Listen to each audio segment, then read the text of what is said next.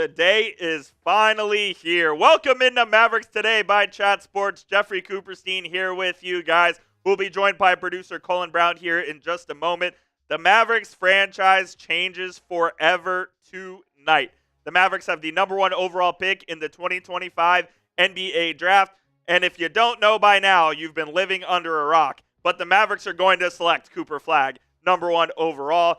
They went from Dirk Nowitzki to Luka Doncic, and now Cooper Flagg takes the torch as the next generational prospect to try his trade here in Dallas with the Mavericks. We are going to be live all throughout most of the first round here on Mavericks Today. We're going to be breaking down the Cooper Flagg selection.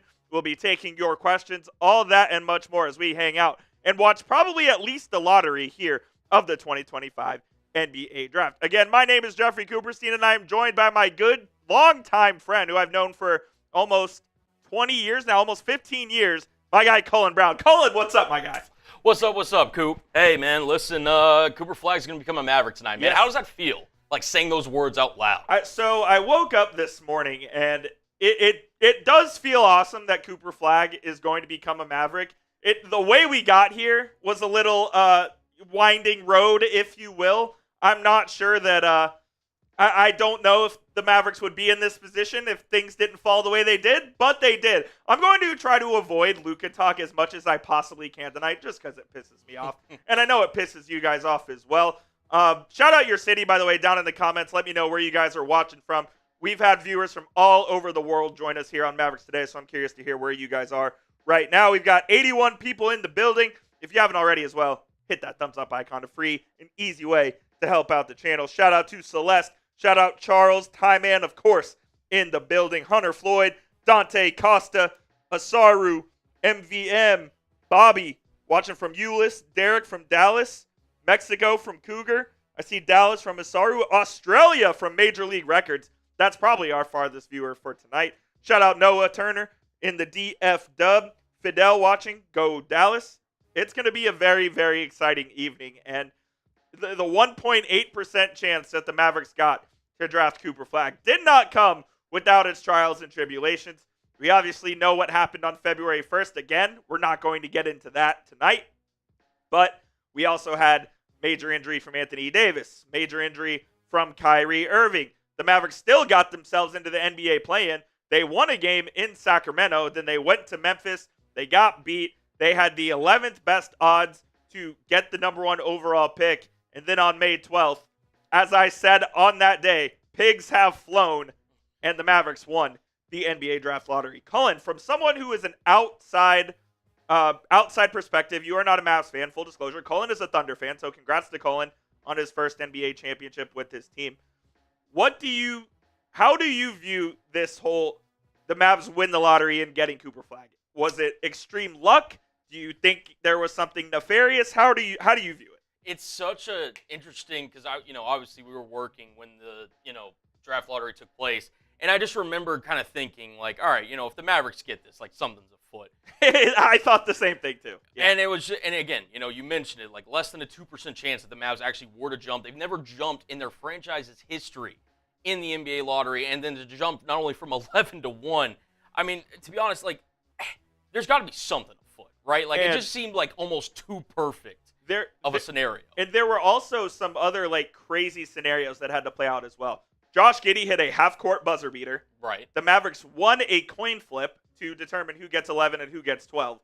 All of the things had to go exactly the right way for the Mavericks to be where they are, but they're fortunately here. So I'm thrilled. I'm ready to usher in this new era of Mavs basketball, and in just under an hour, Cooper Flagg will officially be a Dallas Maverick. I saw, where I picked off. Shout out to Pepe from Slovenia.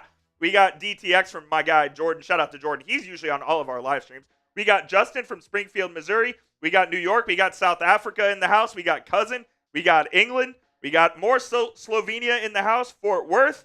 We got, Dante as well and Michael all joining in. Appreciate everyone for tuning in here to Mavericks Today. I do have one ask for you guys right now, though.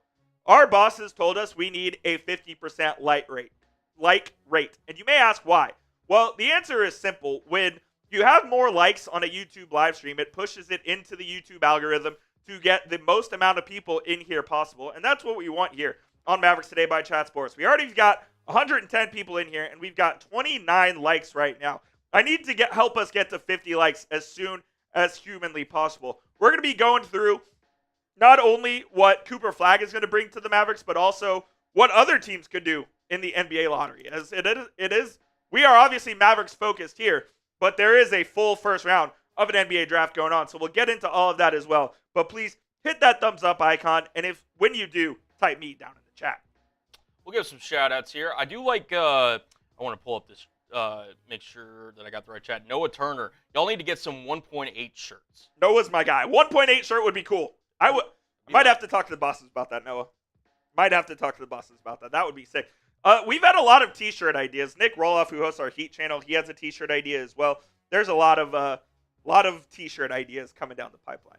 Justin Gibson, this is a great question, says, where do you think Igor Demin, the guard out of BYU, is going to go? I think he's going to go somewhere in the 20s. I'm not exactly sure what his fit is because Igor, I can't remember if it's Demin or Demin, but either way, he's a bigger guard who doesn't have a super polished shot. So I'm not sure what kind of team would be looking for him. He kind of reminds me a little bit of a Josh Giddey as well. He has every pass in the book. Like, his passing range is super special, and that's why he's going to end up being a first-round pick from BYU. I don't know where quite to pinpoint him. Like, throughout this process, he's been anywhere from, like, the back end of the lottery to even out of the first round. I like Igor, and if he's there maybe in the back end of the first, could I see the Mavericks going and trading back in to go select someone like Igor? Maybe, but here's what I'll say about a trade for the Mavs. They have approximately $1.7 million in money below the second apron. I don't think there is a slot in the first round that is less than $1.7 million. So I think if the Mavericks are going to trade into the first round, they would be trading someone like an Omax Prosper, like a Jaden Hardy, like a Dwight Powell to clear some room in order to try to get someone on the back end. I just don't see that happening, but if Demen is there, he could certainly be a potential Mavs draft target as well.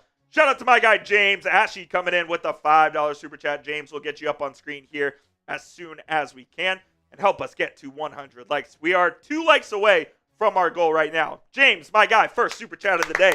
Any super chat, by the way, you will get on screen right here, like my guy James. Whatever question you have, anything you want, go ahead, put it up on screen. All donations go directly back to the channel, helping us get more resources, allowing us to do watch parties like this, allowing me and Colin Brown to hang out here on draft night with you guys right now. James, is it a 100% chance that the Mavs draft Coop, or is it like 99.9?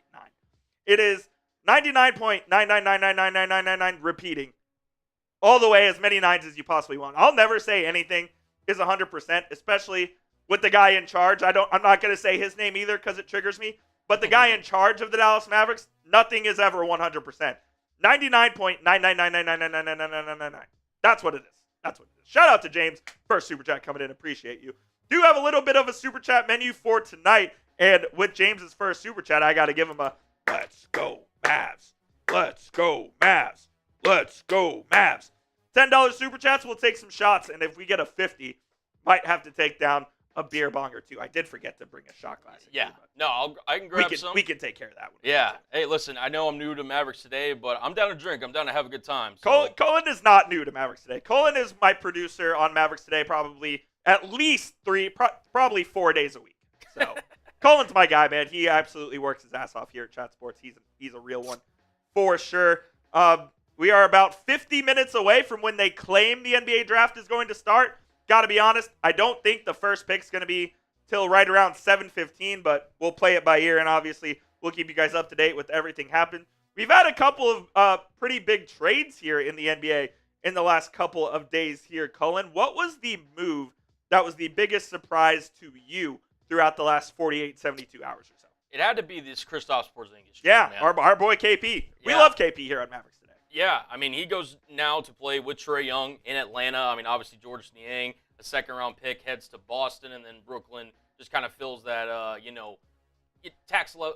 filling out the level with the money gets Terrence Mann and a 2025 first-round pick, which now leaves the Nets in position to potentially trade up in this NBA draft. Yep, I think they have like 5. 5 first-round picks. So, yeah, I'm very interested to see. But, yeah, Kristaps Porzingis getting traded. I mean, I had talked to our Celtics Today host, Tyler Smith, and I had asked him, where do you think Kristaps Porzingis is going to go? And Atlanta was not one of the teams mentioned. So to see them kind of go out and make this move, it definitely shocked me for sure. Yeah, I think this one, alongside Drew Holiday, getting the Celtics under that second apron, allowing them to just be more flexible and make more moves. There are still rumors surrounding Jaylen Brown regarding tonight's draft in the top 10. A lot of teams poking around. Could Jaylen Brown be dealt as well?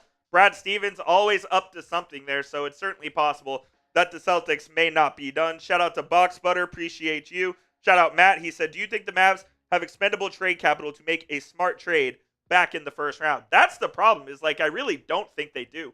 They have Jaden Hardy, they have Omax, and they have Dwight Powell as guys who I think are super expendable to go trade back in the first round. I'm not trading Gafford. I'm not trading PJ Washington. If some team really wants Brandon Williams for a first-round pick, yeah, we'll go ahead and trade him. But I just don't see any of that happening, and I don't think the Mavericks are going to be trading in to the back end of the first round. I simply just don't see it, to be honest with you, Matt. But appreciate you tuning into the show. You're always a real one as well. Clutch Jones Sports says, are the Mavs going to get LaMelo? No. The Mavs are not going to get LaMelo Ball. I also don't want LaMelo Ball on my basketball team.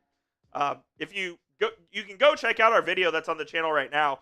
The Mavericks are rumored to be a front runner for D'Angelo Russell, and needless to say, I think that would be an absolute disaster. I don't want D'Angelo Russell anywhere near this basketball team, and I do not want him to be the starting point guard for the Mavericks for the first 50 games of the season. I simply I don't want that whatsoever. Yeah, I mean, Coop earlier was mentioning him in the same sentence as Spencer Dinwiddie, and I tend to agree. He's an inefficient, shot-chucking guard who doesn't play a lot of defense, and to be honest, it would be a bad move to pay him even really above the minimum. 100%. And my thinking is this. If I think he's in the same category as Spencer Dinwiddie, which I do think he is, I'll just go get Dinwiddie. He already knows the team. He's familiar with the organization. He knows Jason Kidd and what Kidd expects of him. Look, you say what you will about Dinwiddie last year. He did play the most minutes of any Maverick last season. He was the most reliable as far as availability goes of any Maverick last season. He played in 81 games, I believe. Look, I don't think Dinwiddie's great, but if it's between Dinwiddie and D'Angelo Russell, I'm taking Spencer Dinwiddie. My personal preference would be Chris Paul. I think he would be a great fit for this Mavericks team and what they need. At the age of 39 last year, Chris Paul played in 82 games and started in 82 games. Averaged about 8.8 points, 7 assists. Chris Paul still shot it well from 3. He doesn't turn the ball over. He knows how to run a team effectively. He can mentor Cooper Flagg. He can be a leader in the locker room. He can be a leader on the court when Kyrie Irving is out. Chris Paul's the perfect fit for me. He's the guy that I'd be picking. There is no question about it. Yeah, a proven winner. Chris Paul, I mean, he'd be valuable to any locker room.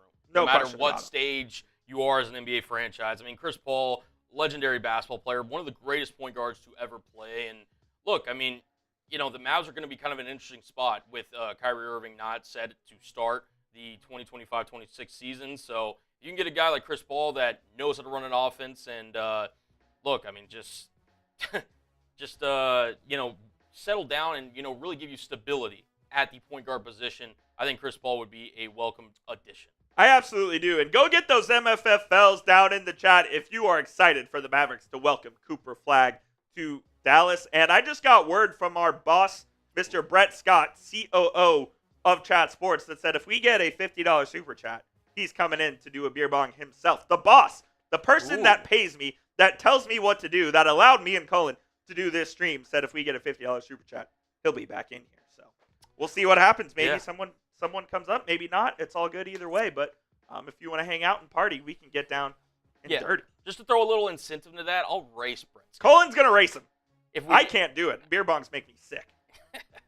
Well, we'll do a little race here. If someone sends in a 50, I'll race Brett Scott here on the show. Absolutely. Again, no super chats are required whatsoever, but they are greatly appreciated. They go back to helping out the channel directly back to us. Shout out Ty Man the Buckeye, Gabriel, Basil, JRDN. Shout out to all the MFLs in the chat. Cooper Flagg's about to be a Maverick, man. Unbelievable, man. And Colin, let's go.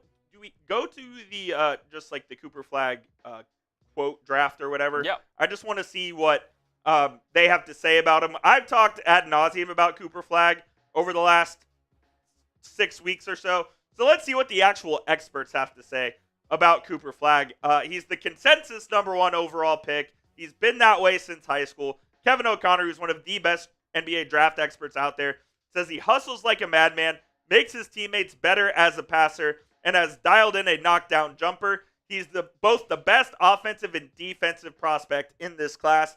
It's his growth as a shot creator that will decide if he reaches his all-star floor or soars to his Hall of Fame ceiling. And one thing that I like to keep bringing up that Jason Kidd had to say earlier last week about Cooper Flagg is, it sounds like Flagg's going to play some point forward for this Mavericks team. And what does that mean? While he may be the small forward in the lineup, he's going to be the one bringing the ball up the court. He's going to be the one initiating the offense. He's going to be the one playmaking and making things happen out there on the offensive end for the Mavericks. And for a guy that doesn't turn 19 until middle of December, that's a very big task for Cooper Flagg. And I expect there to be growing pains, especially in the first half of the season. If you know anything about just how Jason Kidd and the Mavericks like to operate, the first 25 to 30 games of the season is frankly experimentation. And Kidd just likes to see what works, what doesn't work, what lineup works with who's going to play down the stretch, all of that kind of stuff. Do we have a big one? We got a trade. It's the first trade of the night. First trade of the night. The San Antonio Spurs are trading the number 38 pick in tonight's NBA draft to the Indiana Pacers for a future second-round pick and cash. So a little bit of a tease there. That's BS. Give us a player trade, Shams. Come on. I was expecting more. That's BS. But as I was saying back to Cooper Flagg, I do think that he's going to have growing pains in the first 25, 30 games of the season. He's not going to be perfect. There will be things that we get frustrated about Cooper Flagg, but at the end of the day, he is by far the best prospect in this draft, and he's going to make the Mavericks a hell of a lot better than they would have if they were picking 11 instead of 1. I absolutely cannot wait. Noah Turner says, better prospect in my mind, Flagg or Zion. I think it's Flagg, and it's not even close. If that might be recency bias because Flagg is right now and Zion was back. Zion was a good prospect. I think Cooper Flagg is a much more polished basketball player than Zion Williamson is. Yeah, no, I really do like Cooper Flagg as a prospect. I think he's more well-rounded coming out than Zion Williamson, whereas Williamson was more explosive. He could obviously attack the rim with his size and everything. He's a difficult mismatch. But in terms of doing things well on the basketball court, Cooper Flagg simply does them at a better rate. He can also protect the rim like Zion, although kind of different ways with their body types and everything. 1.4 blocks a game last year. Yeah, more versatile as a defender I would give to Cooper Flagg. I think he hits the outside shot better than Zion Williamson. I think he's a better free throw shooter than Zion. I mean, both of them are not really great ball handlers, but even then I would slightly give the edge to Cooper Flagg. I mean, to be honest, he just does more things well at a higher level. Absolutely. He does a lot of things well. People say he doesn't do anything elite, but he does everything very well. I think he's an elite defender, so I'll push back on that a little bit. I do think he's an elite defender and is going to be an all-NBA defender, maybe even in his second year in the league. So I definitely do think that. My guy Kyle Schmidt says, how do I super chat? It's the money sign with the box, the rectangular box around it, just below the video right there. So if you click on that, you can put in any dollar amount. You can send in a message, and we'll put you up on screen right there. Appreciate Brandon you. says, don't tempt me with the $50 super chat for a beer chug. I might do it. You get 2 of them. You get 2 of them if you do it. So, hey, man, if you want to, let's party. Yeah. So here's the trade. It is the Spurs are trading number 38 overall to the Indiana Pacers. My guess, Colin, is they are going to pick a point guard. Probably. With that pick. Would more likely, yeah. Tyrese Halliburton's going to miss the entirety of next season with that torn Achilles that he suffered in Game 7 of the 2025 NBA Finals. I would be shocked if this was not a point guard, probably one that has played in college a couple of years, that can come in right away and play PG for that team. They obviously have TJ McConnell who is more than capable of filling in for Tyrese, but they're definitely going to need some more guard depth now because McConnell is the only true point guard they have on that team. You can consider Nembhard a point guard. I more think he's a combo / a 2, but if they can go get another PG with that 38th overall pick, That would definitely be what I think Indiana is at least trying to do. And the Spurs get a future second round pick and cash considerations. If you don't know this about the second round of the NBA draft, you can straight up just buy a pick with cold hard cash. Like, I could go to the Oklahoma City Thunder if I was the GM of the Mavericks right now and be like, here's $3 million and give their pick. Doesn't cost the Mavericks a player, doesn't cost them any salary, doesn't cost them anything. You can literally just buy the pick. So that is certainly something to look out for the Dallas Mavericks, because they currently do not have a pick in the second round. But if there's a guy they really like, they can always just go buy one. And when you have a guy like Patrick Dumont, who is worth, well, his family and the ownership group worth about $33 billion, you can go buy a pick whenever you want. A lot of money, man. You guys have heard me and Coop talk about Cooper Flagg. We want to hear from you guys. Rate Cooper Flagg as a player, 2K style, 1 through 100. Where do you rate him as a player currently? Again, not maybe like what he will be, because I think a lot of fans will have high expectations, and rightfully so. Cooper Flagg deserves the high expectations. But right now, he steps on a basketball court in the NBA today. Where do you rank him 1 to 100? Yeah, on the video that we did earlier, I believe I said 84, and I know that's crazy high because he hasn't played a second of NBA basketball yet. And it's definitely biased as well because I am a Mavericks fan and I want him to be that high. I think he's going to win Rookie of the Year, as our live poll says right now. 86% of you think he will as well. Is 84 way too high? I don't know. What do you guys think down in the comments? Let me know. Let me know down below. My guy Noah Turner says, trade back into the second and go get Tyrese Proctor. I wouldn't hate Tyrese Proctor. Apparently, he's going to play more of a 2 than a 1 in the NBA. If the Mavericks are trading back into the second round, I think it's going to be for a point guard. Because that's their biggest need at the moment. Their biggest need is point guard with Kyrie out. The only true point guard on the roster at the moment is Brandon Williams. They have that 5.7 taxpayer mid-level exception that they can go use to get either Chris Paul, Malcolm Brogdon, D'Angelo Russell. I haven't even mentioned this name. Your favorite player of all time, who I do not want on this team, Russell Westbrook. Those options are all available for the Dallas Mavericks. So we'll see what they end up doing. Ooh, my guy Danny says Jace Richardson drops into the 20s.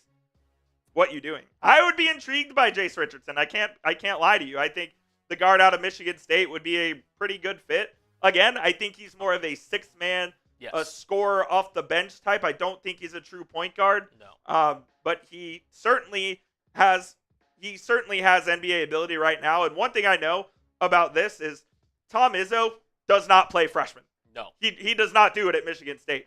Jace Richardson got in that rotation and played a significant amount of minutes. And that tells me that he's tough, he's not scared of the moment, and he is ready to play here in the NBA. So if Jace Richardson did end up falling and the Mavericks felt opportunistic, I'd consider it. Yeah, he was in the I think he got promoted into kind of the starting lineup main rotation around January for Michigan State, and he really took off. I mean, Michigan State did not have a lot of offensive firepower, but if it did come from anywhere, Jace Richardson was usually the one providing it. He's a pure scorer. The guy just gets buckets, Coop. Yeah, he's a bucket getter, just like his dad, Jason Richardson, who tormented the Mavericks for years and years as a member of the Golden State Warriors, among others. I think he's a really good player. We already have Cooper Flagg in there. I guess producer Sam Brown is banking on Cooper Flagg being in there, which, you know what? That's fine with me. I don't want it to not be in there. As you see, the Spurs have second pick, followed by the 76ers. The weirdest story surrounding the top end of the lottery regards Ace Bailey, who I believe did not take any formal visits to a team, and thus he is sliding down draft boards because his agent believes that he is above everyone, basically. Above everybody, yeah. Yeah, and wants to try to pick his destination. Ace Bailey is a fantastic player, man. Rutgers did not make the NCAA tournament last season, but Bailey was a great individual player where he averaged 17.5 points, over 7 rebounds. He's 6'7.5". He's just as big as Cooper Flagg is, not as thick as Cooper Flagg is listed at 221. Ace Bailey just at 203, but he is a really, really good player. He's the second best wing in this class. I don't think there's a question about that. It's just a matter of what team is going to want to take on that headache and who is that going to be in the top 10. I don't think he falls out of the top 10, but man, if he starts sliding, I wonder what team ends up taking him there in the first round. What do you think? Yeah, I mean, he's going to be the most I think it's safe to say he's the most polarizing player in this draft by far. And look, I mean, his shot selection reminds people of CTE, and already at a young CTE age. ball, we know about all that. I mean, dude, like him and I almost said Cam Thomas. Yeah. Him and Cam Thomas in Brooklyn. I mean, that would just be an unbelievable pairing. You want to talk about bad shot selection? We talked about D'Angelo Russell having bad Yeah. shot selection, and I like Cam Thomas, the player, but man, Yeah. you don't want that pairing. So we'll see where Ace Bailey goes. I do think that's the biggest unknown. The Cooper Flagg is going to be selected by the Mavs. Dylan Harper is going to be selected by the Spurs. It sounds like by all accounts, VJ Edgecombe is going to be selected by the 76ers, the guard out of Baylor. So that's your top three, and then the draft really will begin at number 4. We do have a $5 super chat coming in from my guy, Kyle Schmidt. Shout out to Kyle coming in with the 5. He said, if the Spurs offer number 2, which is Harper, and Stephon Castle, or 14 for number 1, play it out long term. We get more scoring and don't have to worry about trading PJ Gaff, AD, and PJ at the 4s. I'm not trading Cooper Flagg for anything. I am not trading Cooper Flagg for anything. They could give me Harper. They could give me Castle. If they want to give me Wemby, we'll trade Cooper Flagg for Wemby. How about that? There we go. If they want to give me Wemby, we can make something happen. But outside of that, I have no interest in trading with the San Antonio Spurs. I have no interest in the Spurs in trying to make the Spurs better and giving the Spurs another good player. I do not like the San Antonio Spurs, as I am a Dallas Mavericks fan. And I think if you were to trade, if they ended up trading the pick to the Spurs for Dylan Harper and getting Stephon Castle or Devin Vassell, anybody not named Victor Wembanyama on that team, I would be absolutely pissed off. But shout out to Kyle for the $5 super chat. Appreciate your support of Mavericks Today. And another way you can support Mavericks Today is with our friends at Fanatics. When you go to chatsports.com/MavsDraft, we have the official Dallas Mavericks 2025 draft hat for you right now. We have the one in blue. We have the one in white with the blue brim. Both of these are absolutely sick, so I would take either of them.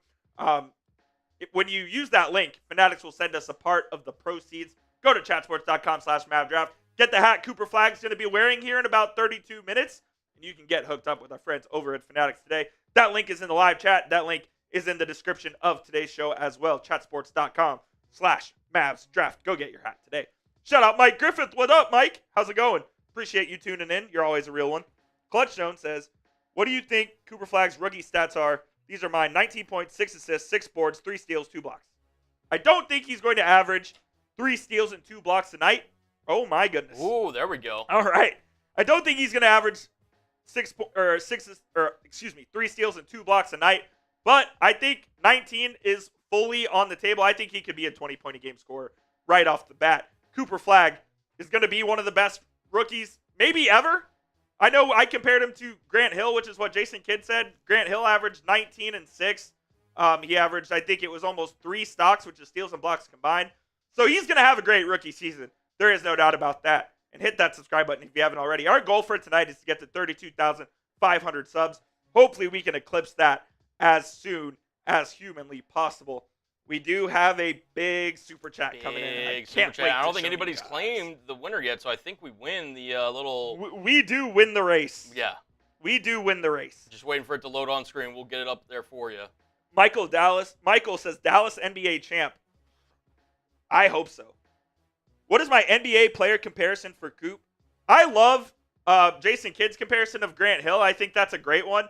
There's been a few NBA comparisons out there. I think the closest guy in the league right now, Colin, you can tell me if I'm wrong, Kawhi Leonard. Ooh, that's my closest comp for him. Yeah, I mean, to be honest, he does remind you a lot of Kawhi with his ability to score at all 3 levels. Again, his defensive prowess, not the greatest at, driving. I mean, he can drive the basketball, but he's not necessarily known as a playmaker. He does remind you a lot of Kawhi Leonard for sure. All right, the time has come as we got a $50 super chat from our guy James Ashy. Bang! Let's go!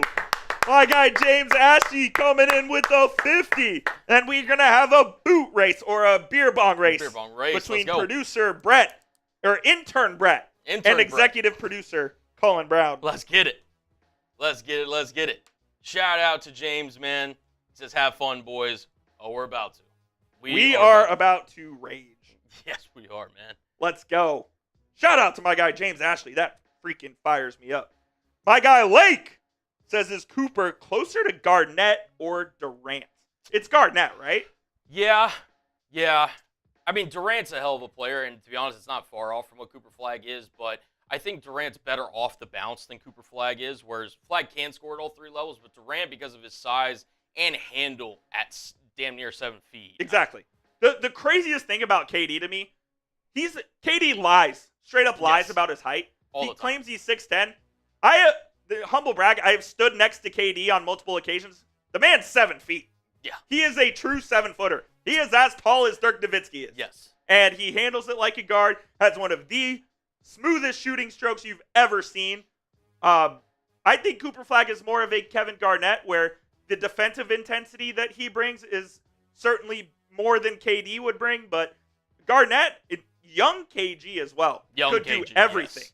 He could shoot the three. He could handle. He could run an offense like he did in Minnesota. Like, if Cooper Flagg is young KG, I mean, you're getting a special player. I hate putting like these crazy expectations on him because of all the player comps he's getting, but all accounts are he's just going to be a great player. And I'm very, very excited to watch him play. I truly can't wait.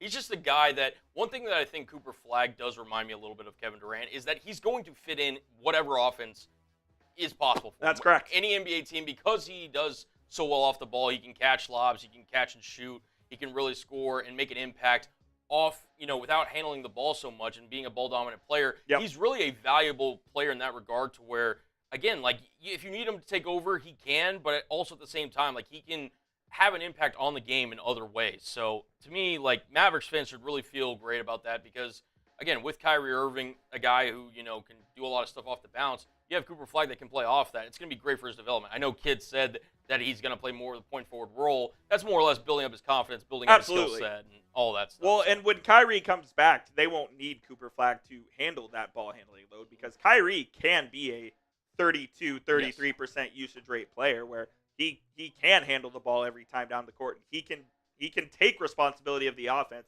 whereas Cooper Flagg, as it stands, is going to be the best player on the court the second he steps in my opinion. That includes Anthony Davis. 100%. No, hey, that works. You've got a protein shake. Did you give Colin a protein shake as well? Oh, you did. Very nice. 1.2 grams. Yeah. Send us full screen here, Coley. As we have our intern Brett Scott alongside executive producer Colin Brown. Go Mavs, who are going to do a beer bong race. We also have a what?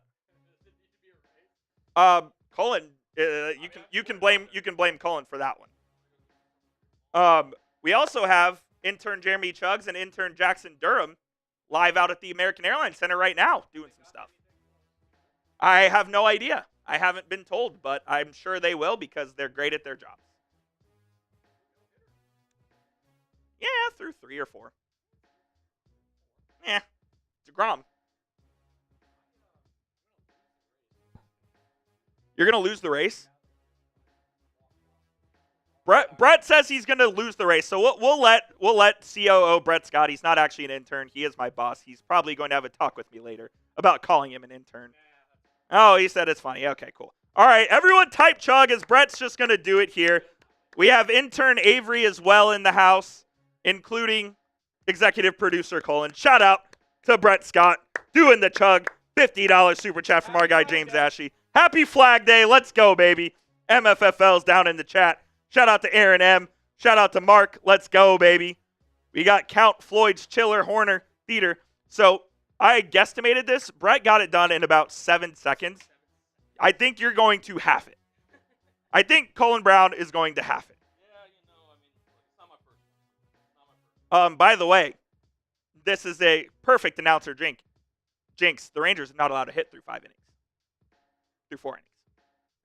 We'll see. All right, Colin. Everyone type chug for Colin Brown. Let's see if he can beat Brett Scott's initial time. And here we go. 1, 2, 3. Yeah, about half, like I said. Colin Brown is an absolute tank, by the way. I'll say he's the best chugger in the office over Jeremy Chuggs right now. Absolute GOAT. Shout out to James Ashy. Shout out to Brett. Shout out to my guy Colin Brown. Appreciate all of y'all for hanging out tonight. My guy Mark, my guy Cash Plays COD. What up? What up? It is officially Flag Day. We are about 25 minutes away from the official open of the NBA draft. We'll see how long that actually takes, when the pick is going to take place. Box Butter says you are the best Mavs report YouTube. I appreciate you, Box Butter. I appreciate you so much. Do have a super chat menu for today, and we'll flash this up once again. 5 will do a let's go Mavs. Let's go Mavs. $10, we'll take some shots. $50, we'll get some beer bongs going, just like we just did right now. Shout out to my guy, James Ashy. Colin, let's run through the big board. Let's do it. So other people know who the other prospects are besides Cooper Flagg. I know we are a Mavericks channel, but I do want to run through at least the lottery. Go see 100%. who else is out there. The Mavs won't be taking any of these guys, as Cooper Flagg obviously is the number 1 on the big board, followed by Dylan Harper and VJ Edgecombe. That will be your top 3 in the NBA draft, by the way, by all accounts. Trey Johnson, the guard out of Texas, might be the best pure scorer of anybody in this class. He can shoot it from absolutely anywhere. He's a tough shot maker. Not the most efficient on that end. Not a fantastic playmaker outside of creating his own shot, but he is a guy that can create his own shot and can do it all from that perspective. Has ability to guard, probably needs to work on that as well, but certainly has the athleticism to do so. A guy I absolutely love is Jeremiah Fears out of Oklahoma. Jeremiah Fears, a true point guard. He led the Sooners last season. Think he will be a fantastic addition to any team in need of their franchise point guard. Kasparis Yakajonas, who our expert Nick Roloff is higher on than most, but I like Yakajonas as well. He's also a pretty true point guard, but I don't think that the Mavericks are going to be in position to take either Fears or Yakajonas unless something absolutely insane happens tonight. Con Kneppel, who I think is one of the more underrated players in this draft, is number 7 on the big board. He is Cooper Flagg's teammate at Duke, a very, very good offensive player right away. Reminds me a little bit of a Luke Kennard, a good version of Luke Kennard. And then you have Kamen Malawach, who is also Cooper Flagg's teammate out of Duke, I believe from, is it Sudan? Yeah, Sudan. Somewhere in there. I believe it's Sudan. But Malawach, 7'2", big man, really good shot blocker, still very raw, especially on the offensive end. But he can go up there and catch lobs. That's basically the extent of his offensive game. We'll certainly need to improve in the pick and roll there. So there's your top 8, and then we'll go a little faster here. Igor Demen, he is at 9 on Rolly's best available. That's actually surprising to me as well. I think he could end up staying in the lottery. The guard out of BYU, who we talked about earlier. And if he continues to slip, maybe the Mavericks would want to go back in and try to go get Igor Demen. Carter Bryant, the wing out of Arizona. He's outside of Con Kneppel. He's probably the other best offensive wing that I would say, besides Cooper Flagg, of course. Really like Carter Bryant out of Arizona. Derek Queen, who hit the buzzer beater for Maryland in the NCAA tournament. One of the better bigs in the league. I think he's a true 5. Some are saying he's going to be a 4, but I think he's going to end up playing the 5 in the league. It sounds like the Chicago Bulls really like Derek Queen, so be on the lookout for that one. And then Ace Bailey here at 12. Rolly really disliked Ace Bailey just because of the way he handled the entire pre-draft process. I wouldn't have him at 12, but I can't blame him for being all the way down there. And then you have guys like Thomas Sorber, Rasheer Fleming, Neat Clifford out of Colorado State, someone I really like as well, and then Cedric Coward, the wing out of Washington State. So that is your top 16 on the big board. You'll probably see, I would say, almost all of these guys be taken in the lottery. The lottery is obviously 14 picks. I don't think we've shown you a guy on this board that won't be taken in the draft lottery. Be sure to hit that subscribe button as well if you haven't already. We are 20 minutes away from the 2025 NBA draft beginning. Our goal tonight is to get to 32,500 subs on the channel. Can we do that? I mean, me and Coop will do, what not, a little shot ski? Oh, yeah, absolutely in. Absolutely in. Let's do it. We'll take some shot skis there. Jake, do I like Grant Nelson? Funny you ask, Jake. I love Grant Nelson. I don't think he's going to end up being drafted. If he is, it's going to be late. Grant Nelson is a guy I was on back when he was at North Dakota State before he transferred to Alabama. Grant Nelson, the guy out of Devil's Lake, North Dakota. When you watch the kid in college, your eyes kind of deceive you because he is a true 6'10" point forward who can handle the rock, can shoot it outside, has the ability to put it on the deck and get to the rim. He has a complete offensive game Now, all of that was in college. He played the last 2 seasons at Alabama and was really good for Nate Oates' Alabama team. I like Grant Nelson quite a lot. I don't know if the Mavericks would be in a position to get him, but I absolutely do like Grant Nelson. Shout out Garbo Flow, says, love your content. I watch the vids every day. Regards from Sevilla, Spain. Shout out to Sevilla. You don't have to say Seville, Garbo. I know my Spanish towns. I'm a soccer fan, so you can say Sevilla all you want. Anson says collab with Nick Ingstad. I love my guy Nick, but we are content competitors at the end of the day, so maybe something down the pipeline. But Nick's my guy. No bad blood. No bad words to say whatsoever about my guy Nick.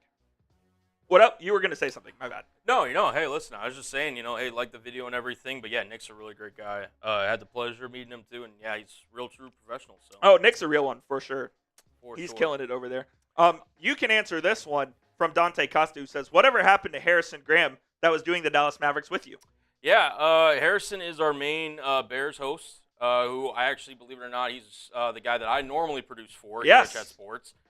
Coop's produced for him too in the past. But yeah, Harry's kind of taken on a full role now as the Bears Now host. He's also started a second channel called Four Verts, where he talks all things NFL and college football. So yeah, that's what Harry's doing. Harry still works here. He's still doing good. Coop sits by him every day. Yes, so, I do. Yeah, no, he's still killing it. So, but yeah, he appreciates all the comments that Mavericks fans leave for him. He appreciates all the love and everything. He loves Mavericks today. Yeah, he absolutely. Coop's holding it down. No doubt. He's crushing it. So no doubt about it. Yeah, that's what Harry's been up to. Shout out to our guy James Ashy, who was our MVP of the day. He said, "Who would you trade Anthony Davis for?" That's a tough question, James, because I think the scope is pretty wide when it comes to that. Am I getting 3 or 4 first-round picks back? If I am, I'd certainly consider trading Anthony Davis. Now, the only problem with AD is there's 3 years and $175 million left on his contract. So that's a big contract to move with 3 years left. I don't have a particular name in mind who I would move Anthony Davis for, but he is certainly not an untradeable asset in my opinion. And if a team really wanted him, I'd go out and get him. If a team really wanted him, I would consider it if they brought a huge offer to the table. How many first-round picks do you think he's worth at this stage in his career? Shams the other day said he was worth 3 to 4 first-round picks. So is that the case? Like, if someone gives me 4 first-round picks for AD, I would trade him tomorrow. Trade him tomorrow. Yeah. What are we? Yeah, not even close. Yeah. Not even close.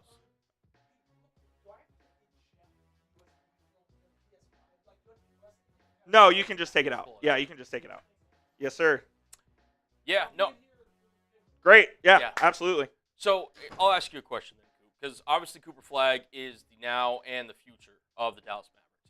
You have an older roster surrounding it, right, with guys like Anthony Davis, Kyrie Irving, Klay Thompson, etc. At what point again, because Kyrie's injury, AD's injury history and everything, at what point, if you're running the Mavs, do you sit there and you're like, all right, we have Cooper Flagg. We clearly believe in him. He's clearly developing at a rate, but we don't have a lot of players on the same timeline as him. Yep. How long are you giving this run with this current regime before you kind of realize, hey, we might have to make some moves here, maybe try to get some first-round picks in order to kind of fit Cooper Flagg's timeline? I think the waiting and seeing period is 2 years. You have Kyrie, who is signing a new 3-year deal with a player option on that 3rd season. So technically a 2-year plus 1 contract. Yep. You'll have Anthony Davis on a 3-year deal. So he would have 1 year left. Najee Marshall would be a free agent at that time. Who knows what happens with PJ Washington? Daniel Gafford just signed a 3-year extension the other day. I can't remember if he has a player option on that or not. But his timeline adds up with that as well. So I really do believe that this is a 2-year window, and that window coincides with Kyrie's contract. I think that's what it is. This team has 2 years to show that it is truly competitive. They are championship contenders, and if they're not, I think in the summer of 2027, you might see a completely different Mavericks team surrounding Cooper Flagg. I do, unless, like I said, they're contending for titles this year and next. Which, in the Western Conference this year, without Kyrie Irving for 55, 60 games, I just don't see that happening. So I think it's a 2-year window. Absolutely. Hit that thumbs up icon if you haven't already. We are about 15 minutes away from the start of the 2025 NBA Draft. If you're excited for Cooper Flagg, like that video right now. We've got 185 people in the building. Let's get to 100 likes. My guy Brent Workman. In the chat. What up, Brent? Appreciate you tuning in. Always a real one here. What up, Taylor? Says, can't wait to kick off the Flagg era. Me neither. I cannot wait to kick off the Cooper Flagg era. As if you're a Rangers fan out there, they're in the top of the 5th right now. You may need to tune into the Rangers game as well. I'm just saying, there could be something pretty special going on, if you know what I mean. And that's all I'll say about that. Hey, don't say nothing. But let's kind of look more into Cooper Flagg. As, Please. You know, we're getting closer here. Less than 15 minutes away. This is what Cooper Flagg's stats were last year at the University of Duke, averaging just over 19 points a game, 7.5 boards, about a block and a half in both blocks and steals per game, stocks, if you will, and, you know, shot very well, 48% from the field. And 38.5% from 3, by the way. Right. Yep. So, you know, you sit there and you look at this, and Cooper Flagg, you've mentioned this multiple times, and you really hit the nail on the head. Cooper Flagg does not have a lot of weaknesses in his game. He doesn't have a lot of necessarily elite traits per se, but he does everything so well. Like, he does everything such at a good level. And if you're drafting Cooper Flagg, which the Mavericks are about to do, your honestly hope, like, is what? What is the ceiling for Cooper Flagg in your opinion? The ceiling for Cooper Flagg, I think it's an All-NBA player. Like, I think the ceiling is truly a top 10, maybe even top 5 player in the league. Is he ever going to be the absolute best player in the world? I'm not sure he is. I don't know if he has that super, like, otherworldly special ability, like a Nikola Jokic, like a Shai Gilgeous-Alexander, like a Luka Doncic, like those type of guys have, who are the one, like, their skills are so off the charts that when you watch the guys, you just drop your jaw and say, how did he do that? I don't know if Cooper Flagg has that in him. Do I think he has all NBA ability? Absolutely. I think he could be one of the very best players in this league. I think he could be a multi-time All-Star. I think when that time comes, he could be a number 1 or maybe a number 2 on a championship-winning team. I think he has an extremely high ceiling. Is it a ceiling that is going to be the best player in the NBA? I'm not sure I see that, but I see a very, very good player in Cooper Flagg. I think he's going to be very good right away. Like, it wouldn't shock me whatsoever if we looked back 365 days from now and the stats that you see on your screen were pretty much the same stats that he averaged this season in the NBA. The NBA is a longer game. There's more spacing. There's more ability to make plays. I really think he's going to have a fantastic rookie year, and he's going to help the Mavs win a good amount of games this season. I really do believe that. He's going to fit in seamlessly here in this rotation. In fact, here, we can actually pull up the Mavs roster. Let's take a look at the rotation. You can go to the that one's great. Yep. The Mavs rotation is going to look like this as follows. Obviously, Kyrie Irving will be out until late January, early February with that torn ACL. You'll have Klay Thompson, Cooper Flagg, Anthony Davis, and Derek Lively. This is what I think the starting 5 will end up looking like, with Jaden Hardy. Dante Exum's a free agent. And by the way, there are rumors about him and the Los Angeles Lakers having mutual interest as well. You'll have Brandon Williams and Max Christie coming off the bench. You'll have P.J. Washington and Caleb Martin. We'll talk about Washington in just a moment. You'll have Omax Prosper, maybe, if he doesn't get traded, alongside Najee Marshall. And then you'll have Daniel Gafford as well in that starting rotation. And then Dwight Powell is your 15th man. Colin, if we could go to the other roster court that is in there, there are some around the Mavericks that believe Cooper Flagg is going to play the 2 instead of the 3. And P.J. Washington will start over Klay Thompson, and that would relegate Klay to the bench. I think this is a lineup that Jason Kidd would like to run. We know Jason Kidd loves his defense, and this would be a extremely big and versatile and athletic defensive lineup with Cooper Flagg at the 2 when he could truly guard the 1 through the 4. Washington could do the same. Anthony Davis could guard 3 through 5, and then Lively can obviously take the post. This would be a very intriguing and interesting lineup to run, and it wouldn't shock me that when Kyrie Irving returns, or even early in the season, if it's Brandon Williams or Chris Paul or whoever it may be, starting point guard for the Mavs, it would not shock me if this was the starting 5 we saw pretty early in the season, to be honest with you. So there are definitely options with this Mavericks team, but I think the first one with Flagg playing at the 3 would be my preferred. But let me know. You can comment down below what you think position Cooper Flagg should play. Shout out my guy Philip Barnett coming in with the $2 super chat. What number do you think Cooper Flagg wears? 32. Yeah, I think he'll wear 32. Derek Lively wears number 2. If Lively could switch to 1, I would say Flagg could wear 2, but Jaden Hardy currently has 1 right now. So yeah, I think 32 is a pretty safe bet for Cooper Flagg to be wearing. That's a pretty cool number, I guess. I know OJ Mayo wore 32. I can't remember who else. There's been a few others for the Mavs that have worn 32, but OJ Mayo is the one that sticks out the most. I'll never forget that 40-point game Oventon dropped. That was absolutely crazy. Fair enough. All right. Thank you for that donation, by the way, Philip. And again, here is our super chat menu if you're just joining us in. $5, let's go Mavs chant. We got $10. We're taking some shots, and $50.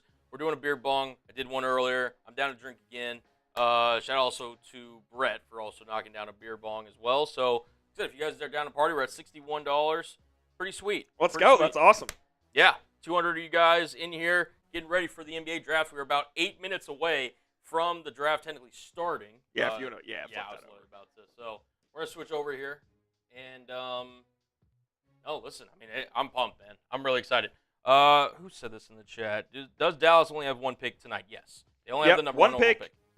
They only have 1 pick in the entire draft as it stands at the moment. Could they trade in? I think it's much more likely they would trade in the second round as opposed to the back end of the first round. But I do think that a trade in would be possible if there is someone that they really like, whether it's a point guard, whether it's a wing. I could see that happening, but I would say tomorrow is much more likely than today. I do not think the Mavericks will be making another pick tonight other than number 1. Yes, Brandon Bass did wear 32, Bill Allen. That's a good one as well. Creations, please stop posting fake news in the chat. I saw that. Don't do that to me. Don't do that to me. Oh, I thought I saw some tweets. Okay, we're good. We are all good. We're all good. Cooper Flagg is not going to be a Spur. He is going to be a Mav. If they traded with the San Antonio Spurs, I would crash out. I think I would crash out more than I did after the Luka trade. I'm not even kidding. Here's the thing. If the Mavs trade this pick at all, or don't take Cooper Flagg, there will be crash If they outs. trade this pick, it better be for, like, Giannis. And would I trade this pick for Giannis? I think I would, but I'd think about it. Yeah. I'd think about it. Someone brought up a good point in the chat, and I want to make sure I give the person proper credit. Yeah, Noah Turner, my guy. Shout out Noah. The Mavs technically they had number 35 in the draft, but they decided that Caleb Martin was worth that 35 pick and Quentin Grimes. So they no longer have said 35 pick, and it is back in the hands of its originator, the Philadelphia 76ers.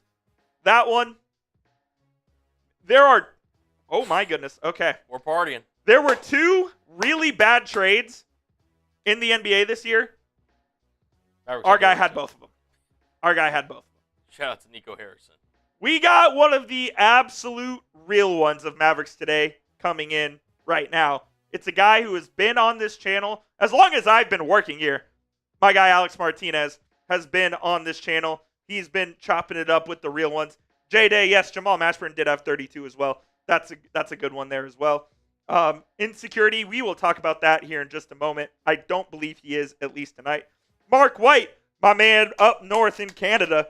Cooper Flagg, baby. Let's plant the flag in Dallas. Happy Flag Day to all you Mavericks fans out there. Let's get it going, baby. We are about 5 minutes away from the start of the NBA draft. Adam Silver going to take the stage. We can boo Adam Silver if we want to, because if he had any guts whatsoever, he would have vetoed the trade between the Mavericks and the Lakers. But we don't have to talk about that. And again, I'm trying not to mention that trade at all today. I have failed miserably. I think we've already mentioned it at least 3 times. We are ushering in the new era. It's only positive thoughts today. Only positive. Only positive thoughts today. You got this. Is Gafford still tradable after the extension? We'll answer that in just a moment. But first, we have a $50 super chat coming in from my guy Alex Martinez. Bang! Let's go. Let's go. Alex Martinez coming in. Says, don't think I forgot about y'all. It's hard for me to interact. I'm a truck driver in Dallas, and I am all ways. Listening, Alex Martinez, I never thought you forgot about us, brother. You're an absolute real one. You make America go. Truck drivers are the backbone of America, man. And I'm not even joking when I say that. Without truck drivers, we would be absolutely nowhere in this country. You do an absolutely vital job for the United States of America. So you are an absolute GOAT, man, and appreciate you tuning into our show today. Hopefully we can give you the best Mavs content possible out there. Appreciate all of the support. We'll knock down a beer bong here in a moment. I'll knock down one too if you want. Yeah. And we can get it going here. My guy Alex Martinez deserves it. Appreciate all of your support, my man. Got to shout out somebody, who puts an honest day's work in, Honest day's work, truck driving. Absolutely. Man. Gotta love it. Man. Gotta love it. And on top of that, Alex is a real diehard Mavs fan. He's been a guy that has shown up and shown out all throughout the season, literally since I've started working on this channel about 4 years ago. So shout out to my man Alex. Miller Latte's cool. Or if there's Happy Dads, that'd be awesome. Yeah, Happy Dad if they have them. Yeah, thank you. Common Malawatch set from Lee Kadir Center. Lee Kadir Center. I know I butchered that. I like Malawatch. A true big center who is a good shot blocker, a good rebounder. When you think of what a center looks like, it's Common Malawatch. I really like the player. I think he's a little raw. He's got a lot of basketball skills to work on. He's relatively new to the game of basketball. I think he's only been playing 4 or 5 years. But he had a good season at Duke last year alongside Cooper Flagg. And I like Malawatch. I do. He's going to go somewhere in the top 10, and somebody's going to get a really good center. Would it be crazy if the Philadelphia 76ers took Common Malawatch to be a Joel Embiid replacement? I don't think that would be crazy at all. I could see it happening. Blue Sky Edit says, when is the first pick? First pick will be in about 3-ish minutes or so. But first, we got to take down some beer bongs. Yes, it's Insecurity. Yes, that is how you say his name. Common Malawatch. Some say Maluwak. Others say Maluwatch. Oh, my goodness. All right, we're good. Is there not one? Brutal. That's tough. That's very tough. Cheers, brother. Cheers. All right, I'll count us down. 3, 2, 1, go.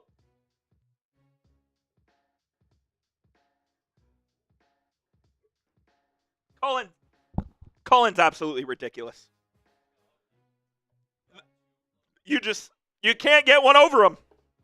Hey, all right, since we are about less than 2 minutes away from the official opening of the NBA draft, if you're ready for the NBA draft right now, type me down there in the chat. We should have that weighing in there.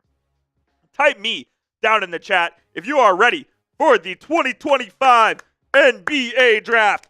Get Cooper Flagg officially in a Dallas Mavericks hat. I cannot wait to see him walk across that stage.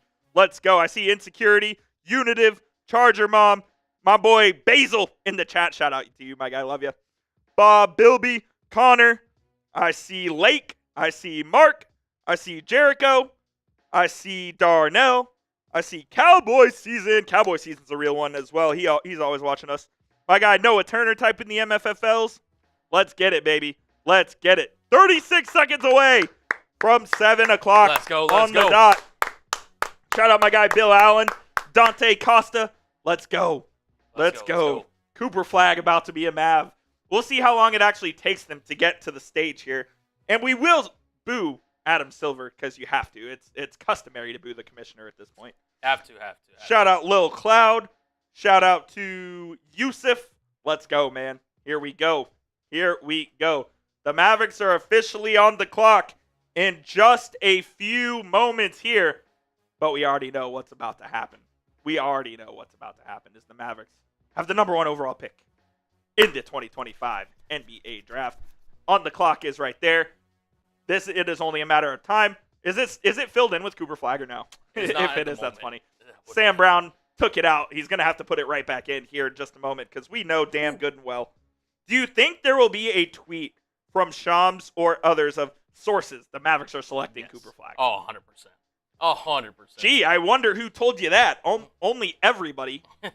Live from Brooklyn and the Barclays Center, it is the 2025 NBA Draft. Welcome into Mavericks Today by Chat Sports.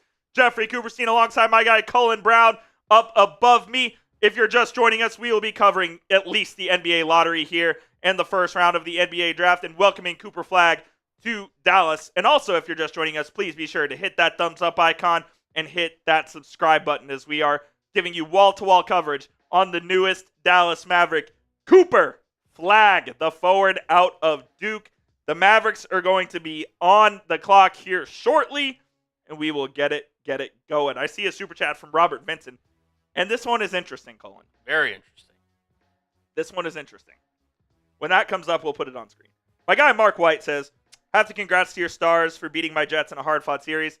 That was a great series, Mark, but my Stars flamed out in the next series against the Edmonton Oilers once again in 5 games. They embarrassed themselves to the point where they had to fire their coach. And they have not hired a new coach yet, by the way, and the draft is on Friday. Yeah. So, that was bad. Robert Vincent coming in with the 5. AD for 8, 18, 28, and 29. If this was offered to me, I would take it. Pretty crazy. I'm so serious. That's pretty crazy, man. If I got all 4 of these picks for Anthony Davis, I would take it. Yeah. Take the reset. Put yourself below the salary cap. I'd do it. I would do it, Robert. I don't know why Brooklyn would do it, but Brooklyn would not do this. yes. But I absolutely would. 100%. But Brooklyn, also one of the worst run organizations in the NBA, so maybe, who knows? Maybe they'll come up with the second worst trade in NBA history. Maybe. I doubt it, though. Shout out to Robert, though, for the $5 super chat. We are awaiting the arrival of Adam Silver on screen, and while we are awaiting said arrival, go get yourself a Mavericks draft hat right now at chatsports.com/MavsDraft. You can get the official draft hat that Cooper Flagg is going to be wearing here in just a few moments. I wonder if he's going to wear this white one or if he's going to wear the blue one, both of which are absolutely sick. When you use that link, chatsports.com/MavsDraft, Fanatics will send us a part of the proceeds as well. So you're supporting the channel while getting yourself a super dope piece of Mavericks history. And also, it doesn't say draft anywhere on there. So you can just get this and you can be swagged out forever for the rest of your life. Right now, chatsports.com/MavDraft. That link is in the live chat, in the comments, and description of today's show. Shout out to Fanatics for sponsoring Mavericks Today by Chat Sports. All right, we are awaiting Adam Silver, like I said. And if you haven't already, hit that subscribe button. YouTube.com/MavsTV. We have you covered with all of the latest Mavericks news and rumors, analysis, live watch parties, live for the NBA draft, just like this. We do it all 100% free.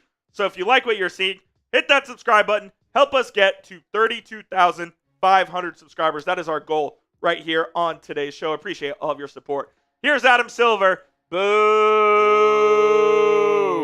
Everyone, boo him. Adam Silver is at the podium, and the Dallas Mavericks will be on the clock here momentarily. I hate that bald fraud. Oh, he just pisses me off, man. But he's here to announce that the Mavericks are on the clock, so that's cool, I guess. That's cool, I guess.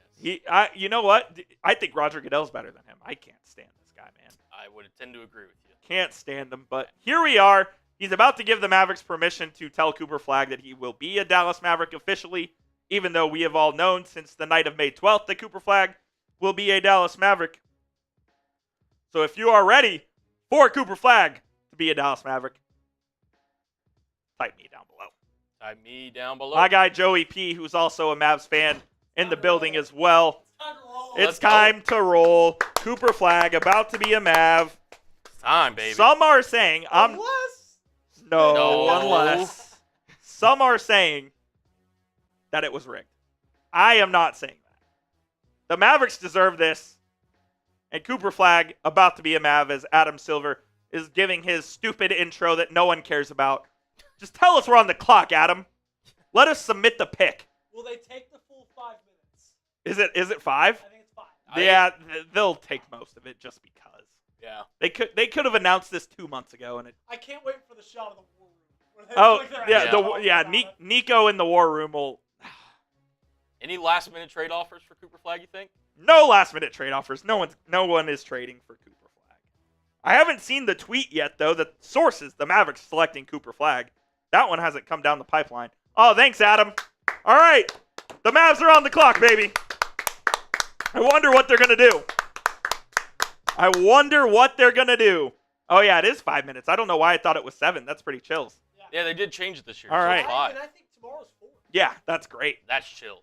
5 minutes on the clock. Cooper Flagg gets a phone call.